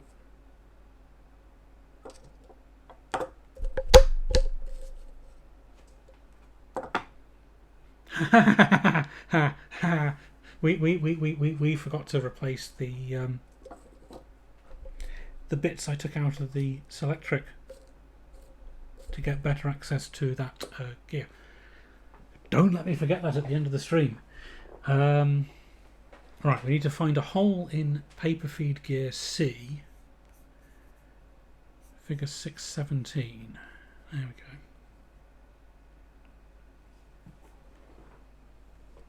Gear C is this one? Yes. There's a hole. There's a screw. Excellent.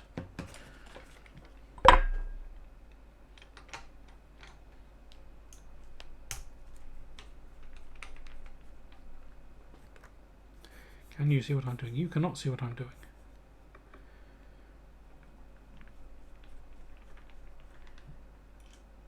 And we've dropped the screw.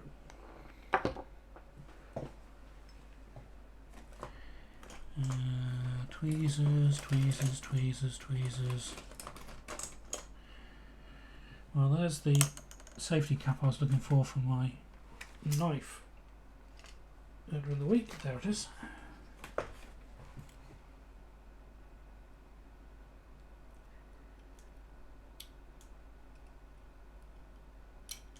No.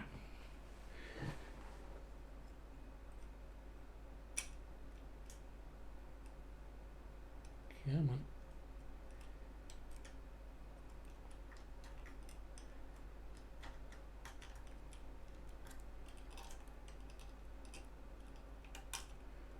Okay, maybe you're just going to have to fall out when I remove that. Yes, you are just going to have to fall out when I remove the rest of the thing. Okay.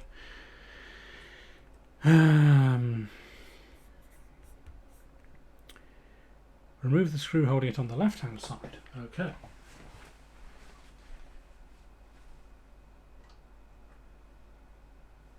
Where is that? There?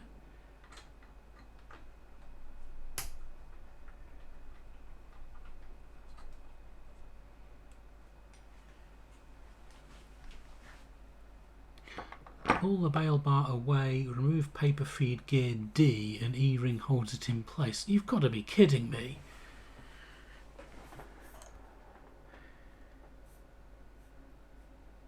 Paper feed gear D. Which is D? That one. Okay. So I need to remove that.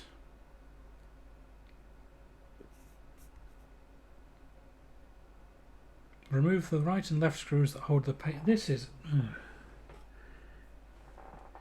was not designed for an idiot to be working on. Let's put it that way. Unfortunately, that is the best we have.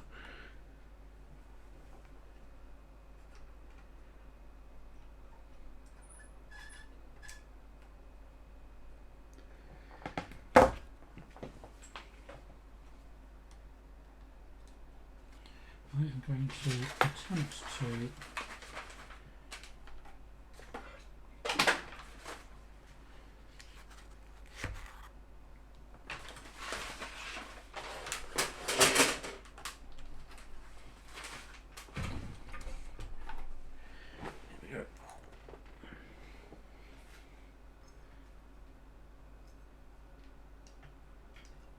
Whoops, that was not the knob I wanted, that screw.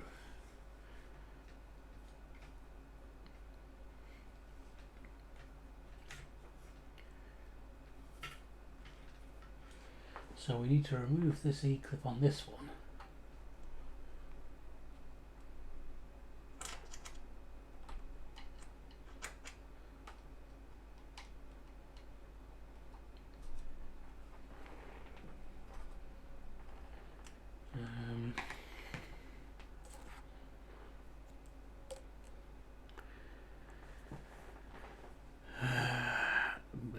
me. Just catching up on the old chat there.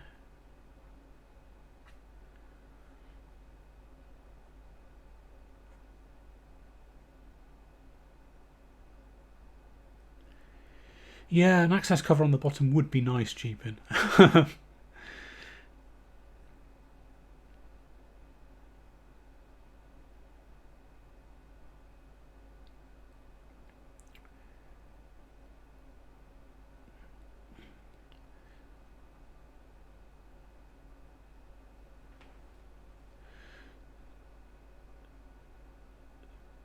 Buck says the wheel on the side that's not rolling, which is causing the jam. Which one's that? I mean, everything on that side's rolling, although a bit squeaky. And the tractors are rolling. Oh, there's the screw. Hey, out you come. I might have just knocked a screw on the floor from over there. No, there we go. Put it back there so I don't forget about it. And then get this out. Come on.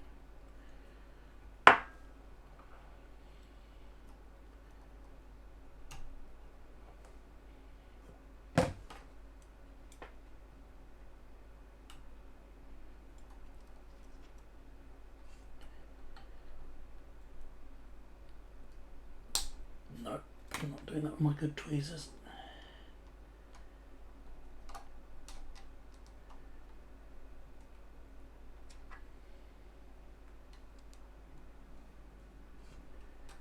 Pardon?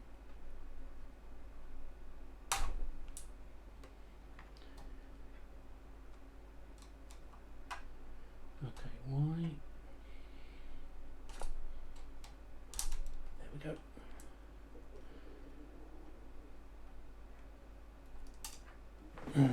And you go down there. Right.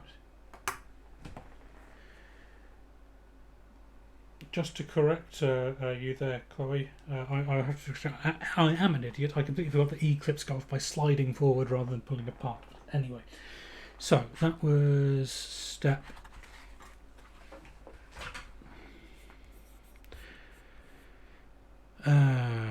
Remove the screw, pull the paper bail bar away, like thus. Remove paper feed gear D, and E-ring holds it in place. Well, there comes D. Remove the right and left screws that hold the paper guide.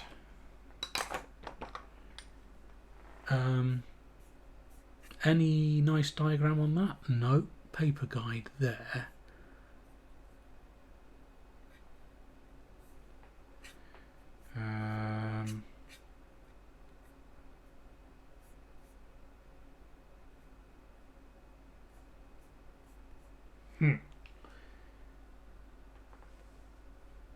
So is that the paper guide? Probably. So where are the... Oh, there, I guess.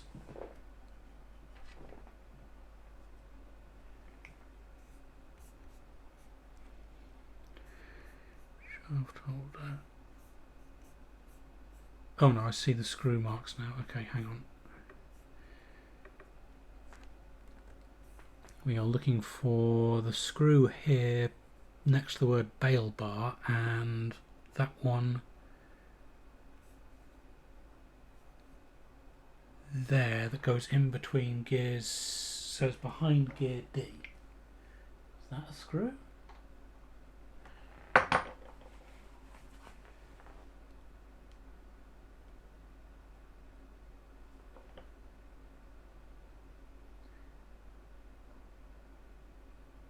That doesn't look much like a screw to me. That flathead one, surely not.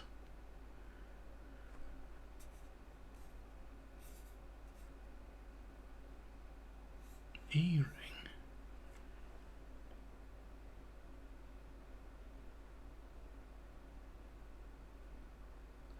I don't know, do we reckon that's it? Oh, it is, yes, you can see it on the inside. Okay.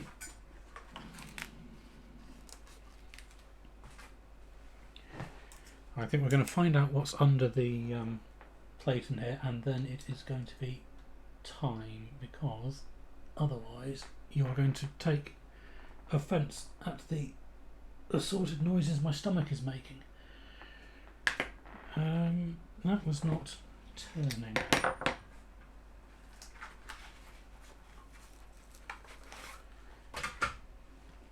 Let's try a chunkier screwdriver. If all else fails, more force. There we go.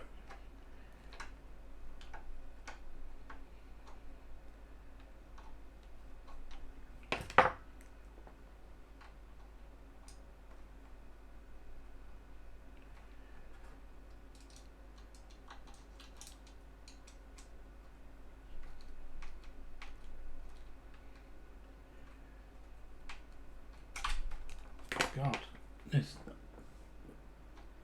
one more for the flathead screws should be illegal files.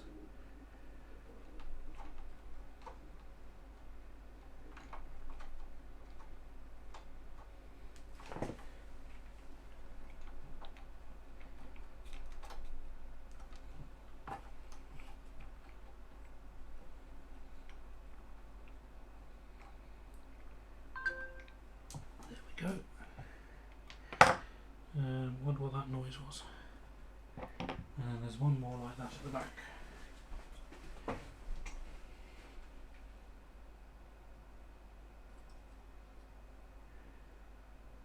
But where? There? No.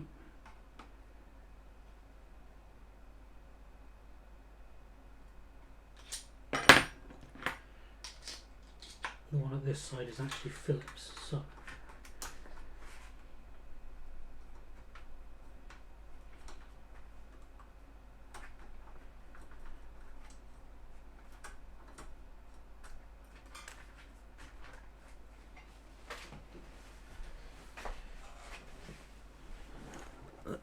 let's see what we were looking for.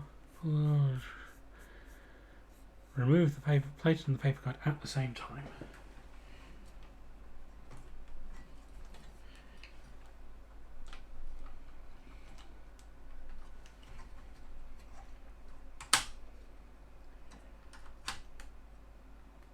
Don't like the look of that big spring.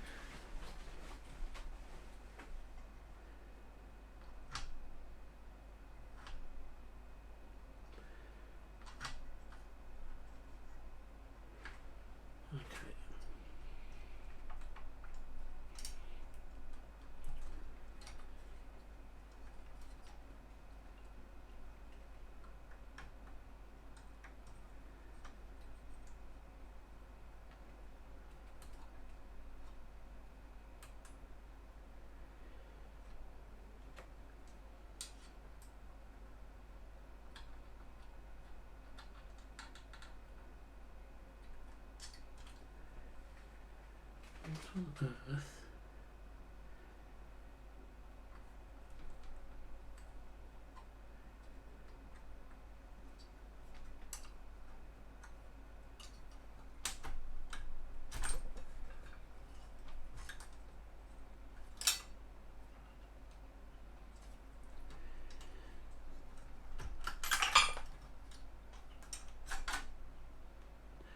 Well, there was definitely a clattering noise of something falling out, which is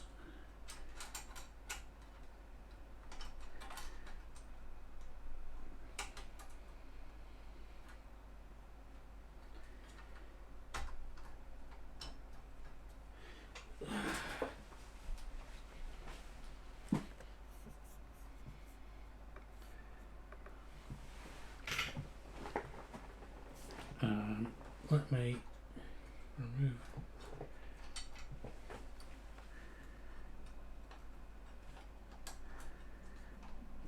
There we go.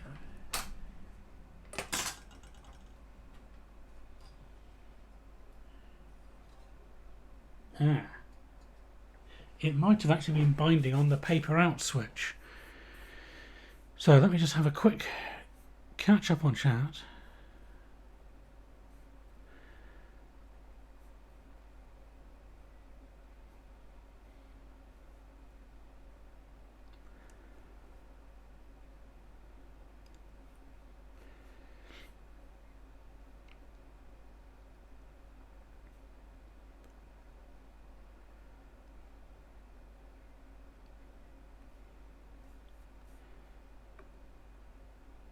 Yeah, Hot Rocks, I think you are probably quite right there. It is going to be a job. But let's try feeding some paper through now without the... obviously it'll feed absolutely fine without a plate, but...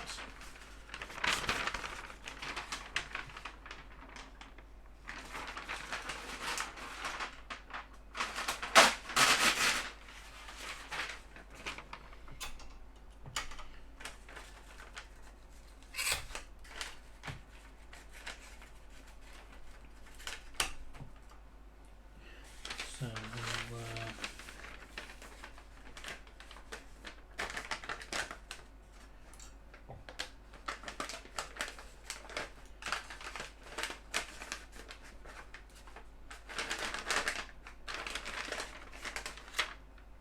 I think it was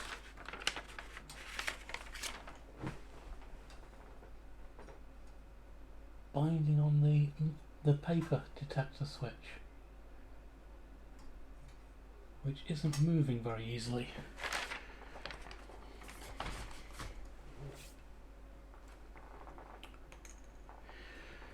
So let's have a quick look at... So we don't need change gear arm, ribbon wire.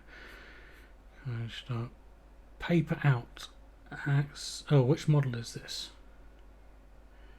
This is the RC paper out and carriage sensor switch assembly. Remove the PCB. Remove the two screws of the paper out switch and the screw from the carriage sensor switch. What?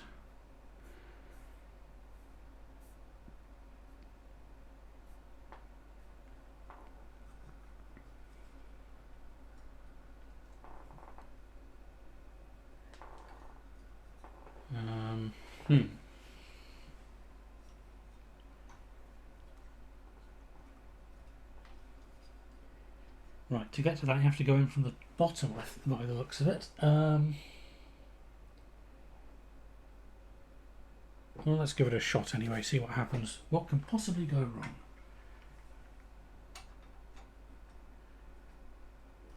Apart from the fact there's a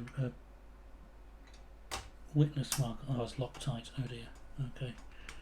Well, it's not Loctited anymore.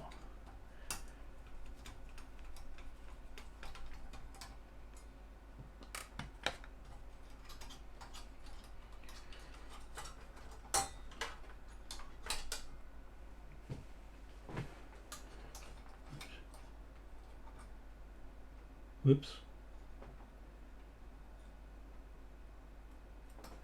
That is... yeah.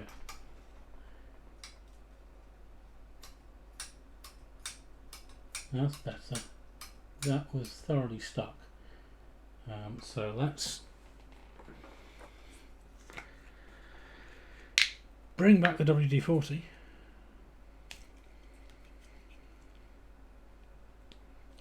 And re-lube this pivot point.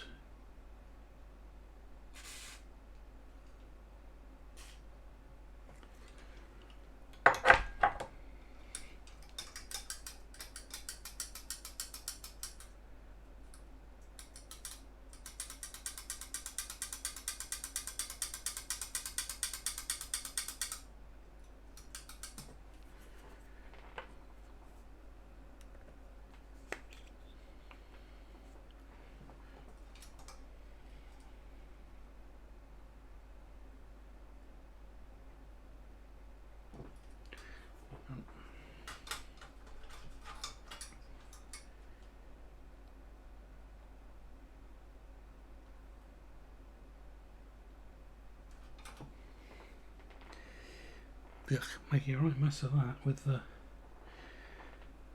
oily hands. Oh dear.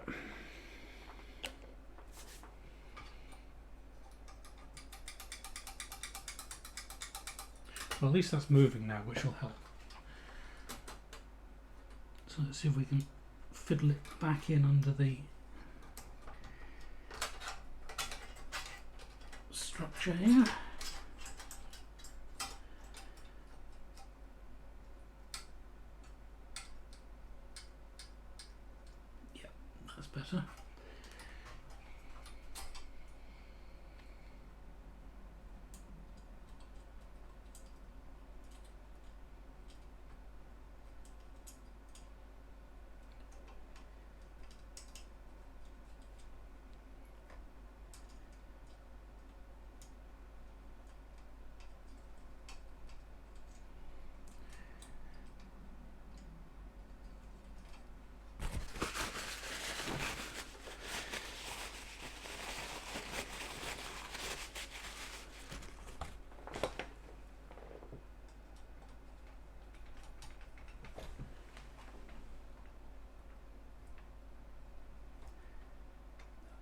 close enough for government work.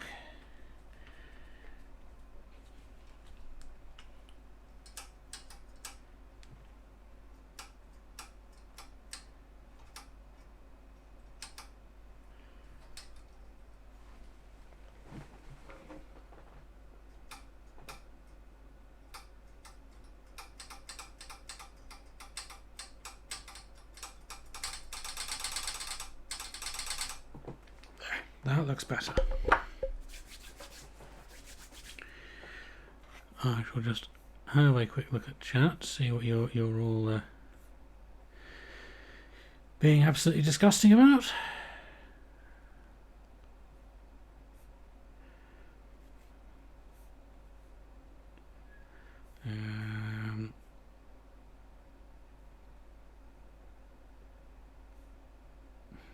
I don't think I want to know, do I? So no, I shall leave you to that. Well, that's looking a bit better. I should just clean that up, and we'll see if we can reinstall this this abject nonsense here. So there's some Teflon guides there. So that sits on this pair of pivots.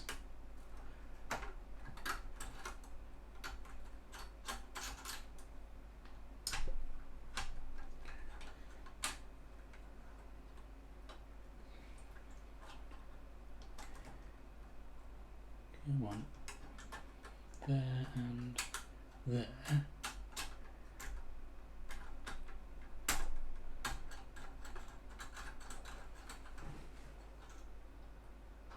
No, that's the wrong way around, isn't it? Maybe it sits on... No, it can't sit that way round.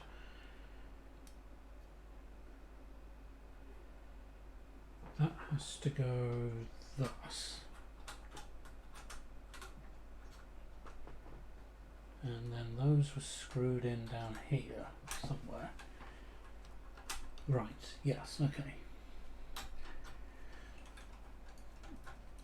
That was down there.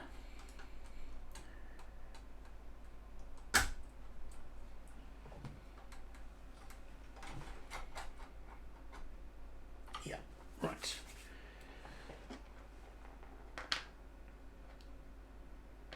And that was the plate and holder on this end. That went down there.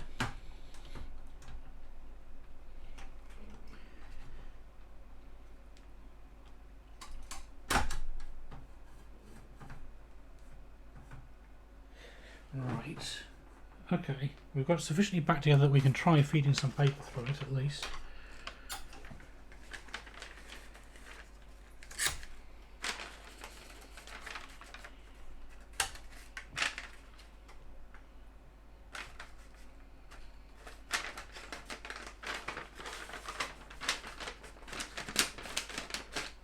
Aha!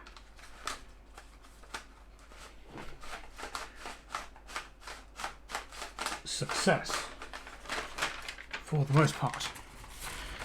So it's just to reinstall, it's just go and wash my hands because I'm bleeding and then reinstall those bits there.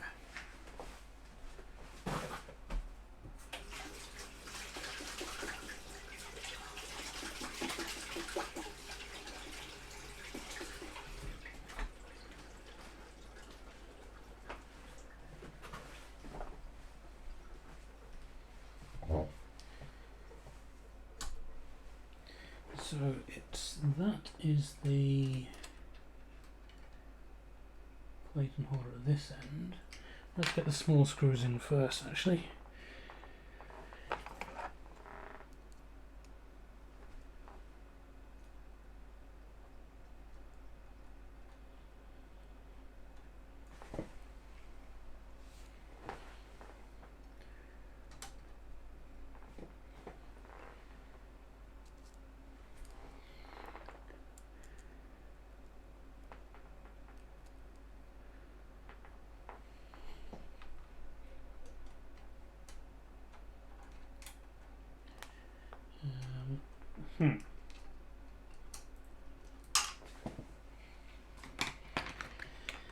that's not going to work.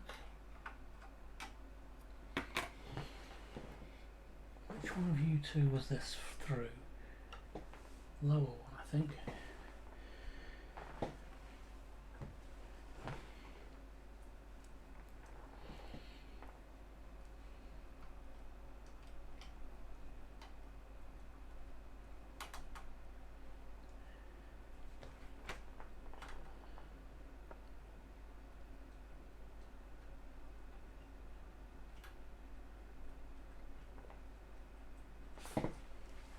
Yep, there we go.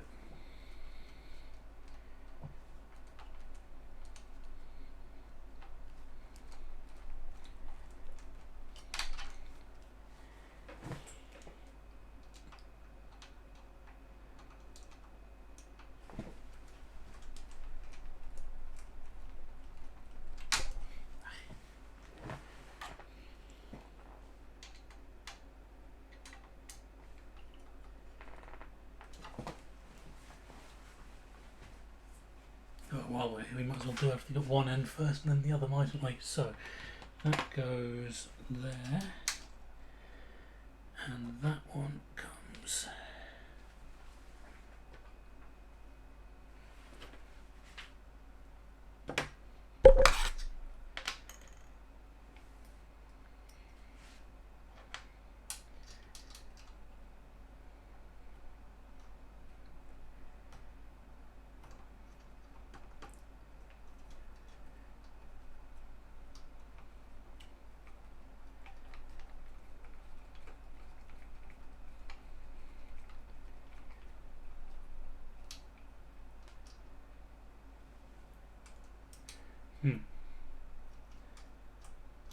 No, must be the other way around. Never mind.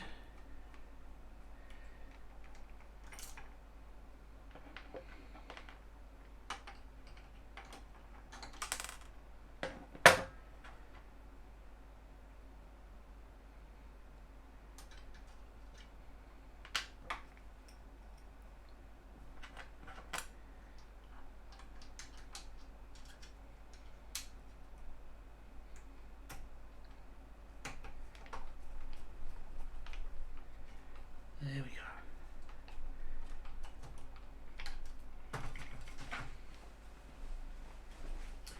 And then repeat the procedure at the far end. If I can find that screw that's fallen out there and there, good.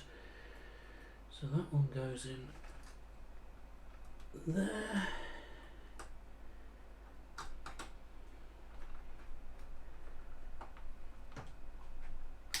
And this one in here.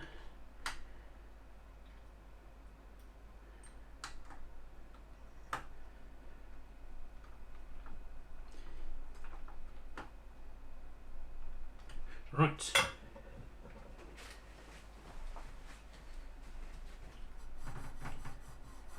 Oh, and we've got to reinstall this gear and its circlip, so, or E-clip rather. So that gear goes on that shaft.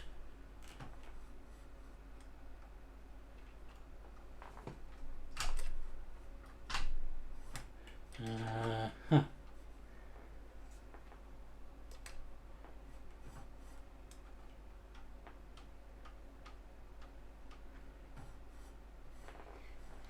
It goes on the shaft, but it doesn't engage with anything. So, what is wrong here?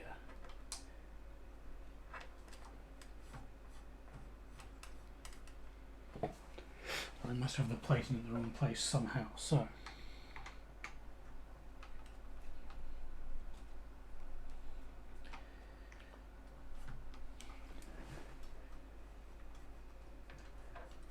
well, no, there's nowhere else that can be. Is it the change gear that's wrong?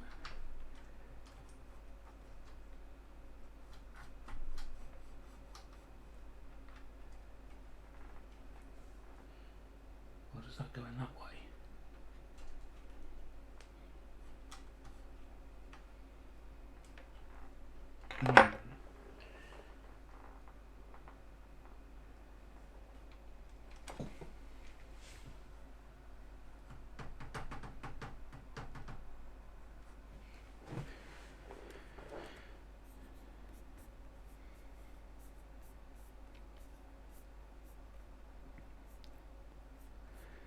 This is where, as Chloe observed, the Haynes' favourite removal or reinstallation is the reverse of removal is right, not useful. So that should be meshing with that one.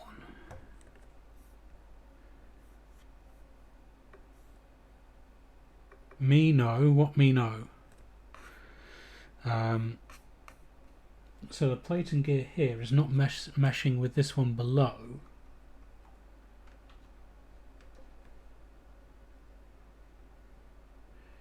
That goes in there, because we have to take that out to get to something.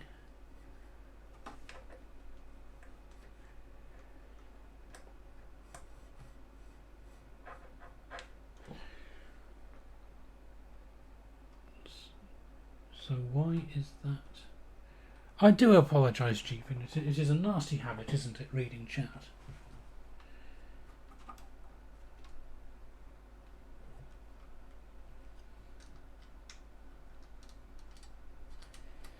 Can that just swing out of the way? No, it can't just swing out of the way because that would be too easy.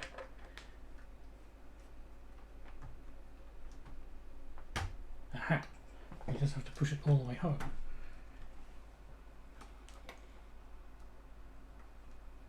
There we go. And tighten that screw.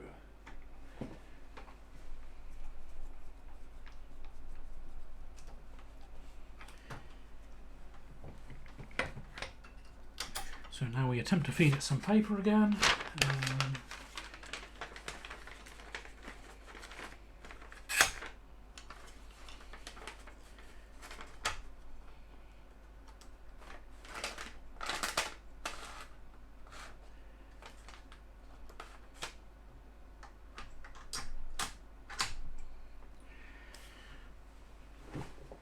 Okay.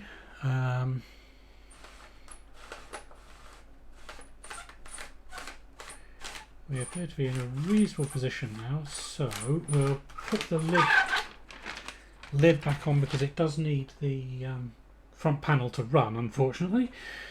And there's a screw. Where did that screw come from? That corner there. That's fine. So we'll reattach the front panel, which is part of the top cover, and then we'll see if it runs and take it from there.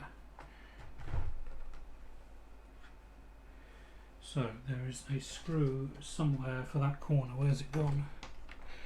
Whoops. There is also an E-clip for this gear, which needs to go back on.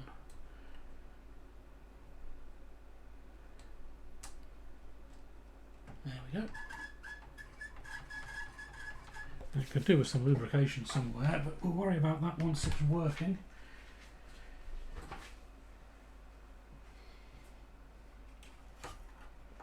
So that goes on the ground lug there.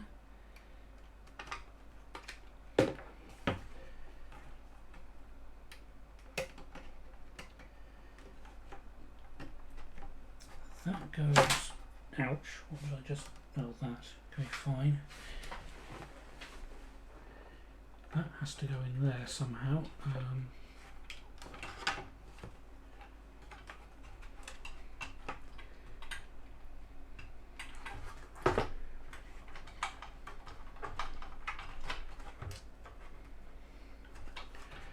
I have to say, when I refurbished my Star years ago, it was nowhere near this fiddly to work on the units.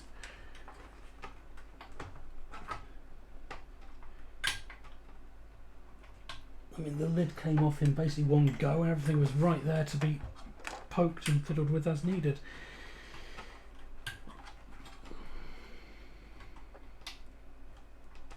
Come on. You've got to line up with that.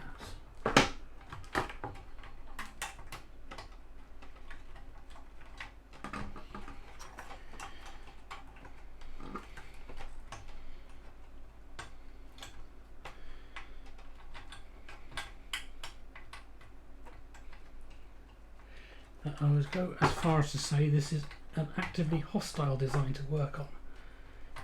There we go.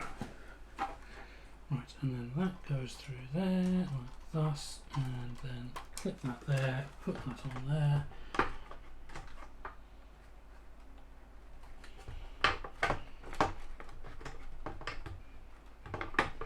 Put it on that way, like so.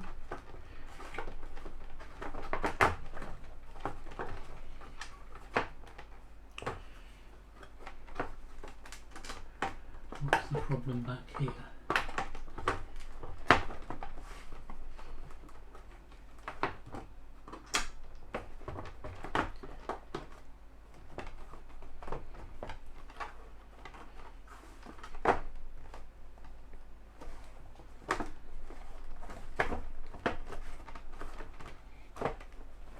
Okay, and we'll attach the screws later, but let's put the print head back in, that would be intelligent.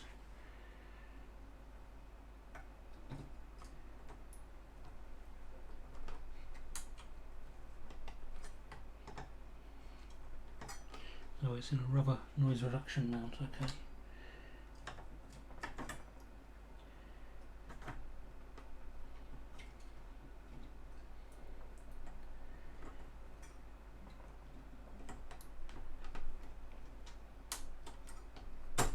There.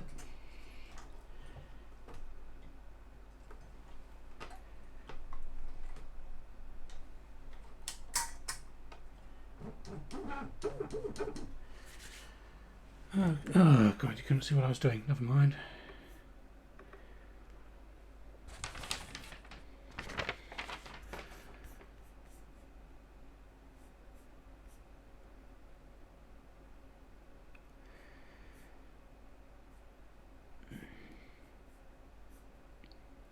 Yes, I see what you mean, Chief, and I do apologise. You couldn't see what I was doing there.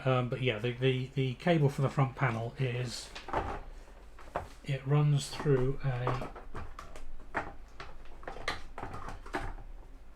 an annoying little hole there, and you've got to get fingers right in there to try and guide it onto the connector, and it was an absolute bloody nightmare.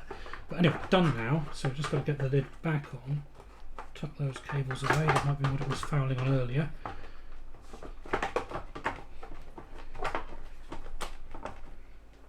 And we have the lid sufficiently on and the print head in, so we shall try powering it up. And we won't worry about screws just yet.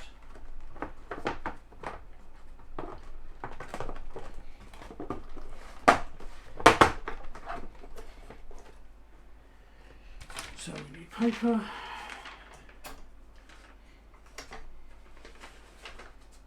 And we won't reattach the plate and knob just in case I need to get back in there in a hurry.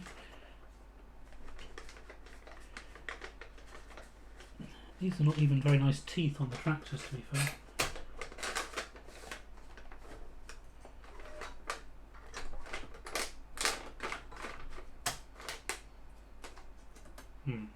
Print head is now fouling the paper bale, so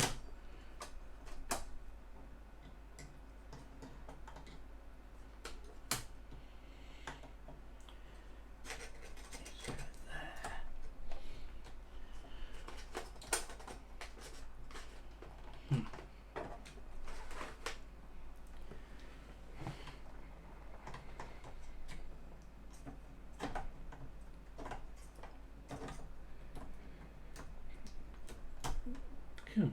That should be.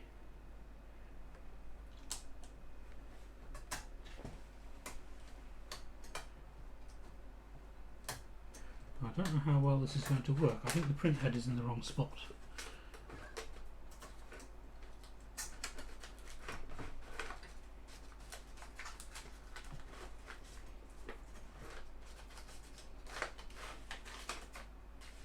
And that paper bale needs a serious cleaning, but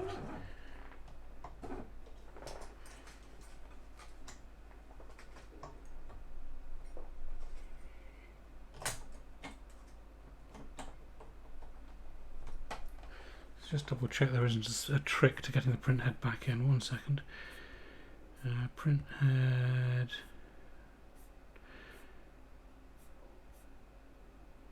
No.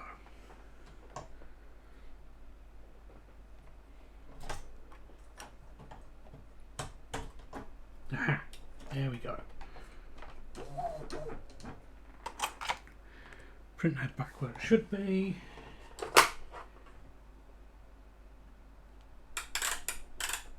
Ancient ribbon installed.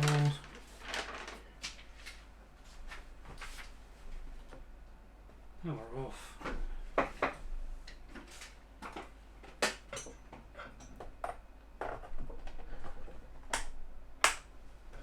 I hope I gave it the right power cable. That was the right power cable.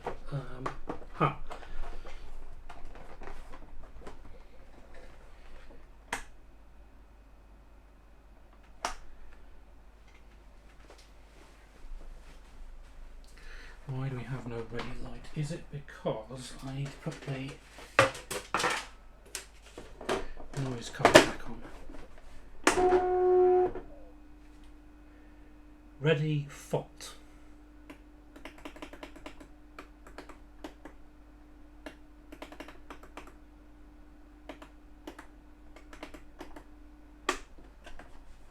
Well, let's try.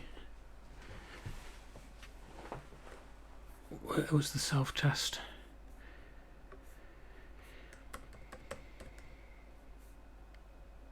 Self-test 5.2.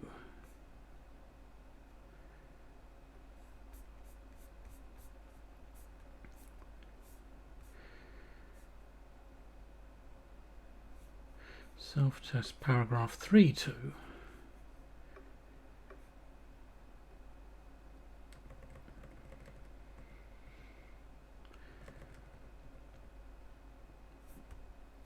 Internal self-test. Carriage motion self-test. Doesn't print. Press and hold form feed and line feed while turning on. Okay. Release the keys. Should go through a scanning motion.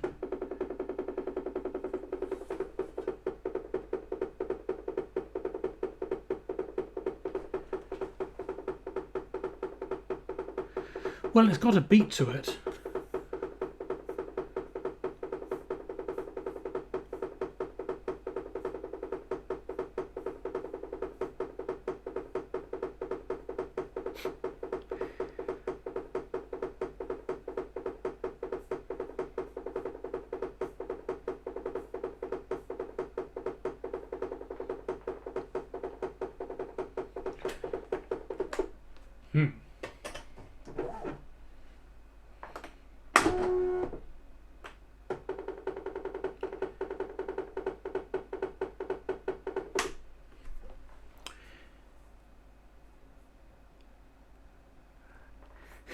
That is making some very strange noises. Okay, well, let's try the print self-test, even though it's not likely to work if the carriage motion isn't working.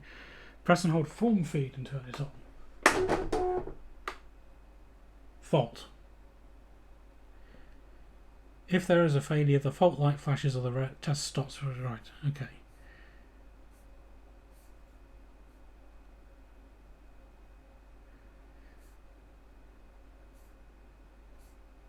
Operator troubleshooting. No, okay, that doesn't help.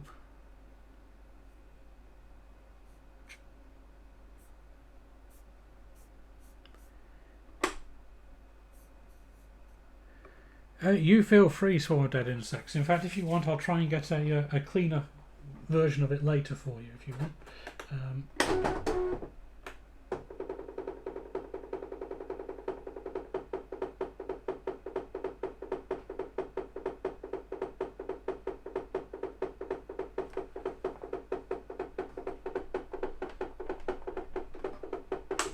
No, it's absolutely not happy about that. Token scan to be actuated by the paper. Well, that's okay, because if it's too far in, then it means it thinks there's always paper loaded. It's when it sticks out and won't go back that there's a problem. But I think we can probably double check that at some point. But it is 10 to 9. I am probably in dire need of food. I am annoyed that is not happy though. because it can obviously move the carriage.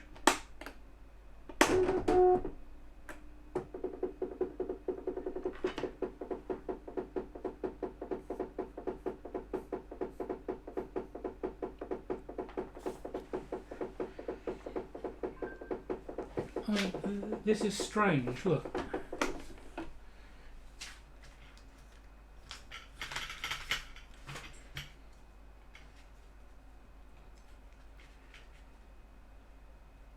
So we can move the carriage over here and it will quite happily home it, or from the home position it'll move like that. It's just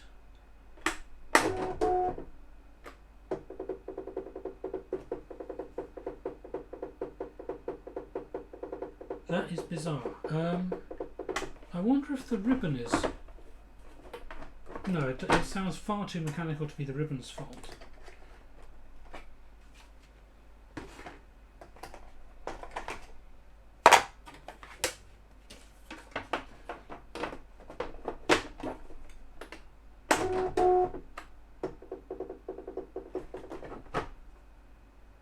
And then fault comes on if you remove the lid, which makes sense. Okay, well, I am going to call it a night there, I think. I mean, we some success. At least the paper's coming through now. We just have to work out what I completely buggered up in the interim. And the electric was a success. So that is now useful to type on, which is good fun. Yeah, so I think that's as far as we can manage for now. Dovaz, thank you there for the 30 bits. Sorry, I missed that when you sent the printer remote. So I think that's it for this week. Tuesday we'll be back on the RC 2014 with probably the VGA terminal build. Yeah, I think that would be a good next step. Not sure what we're doing next Friday. I'll need to think about it. I was hoping to get this running. Maybe we'll revisit this, or maybe I shall find something a bit more engaging to do. I shall think about it.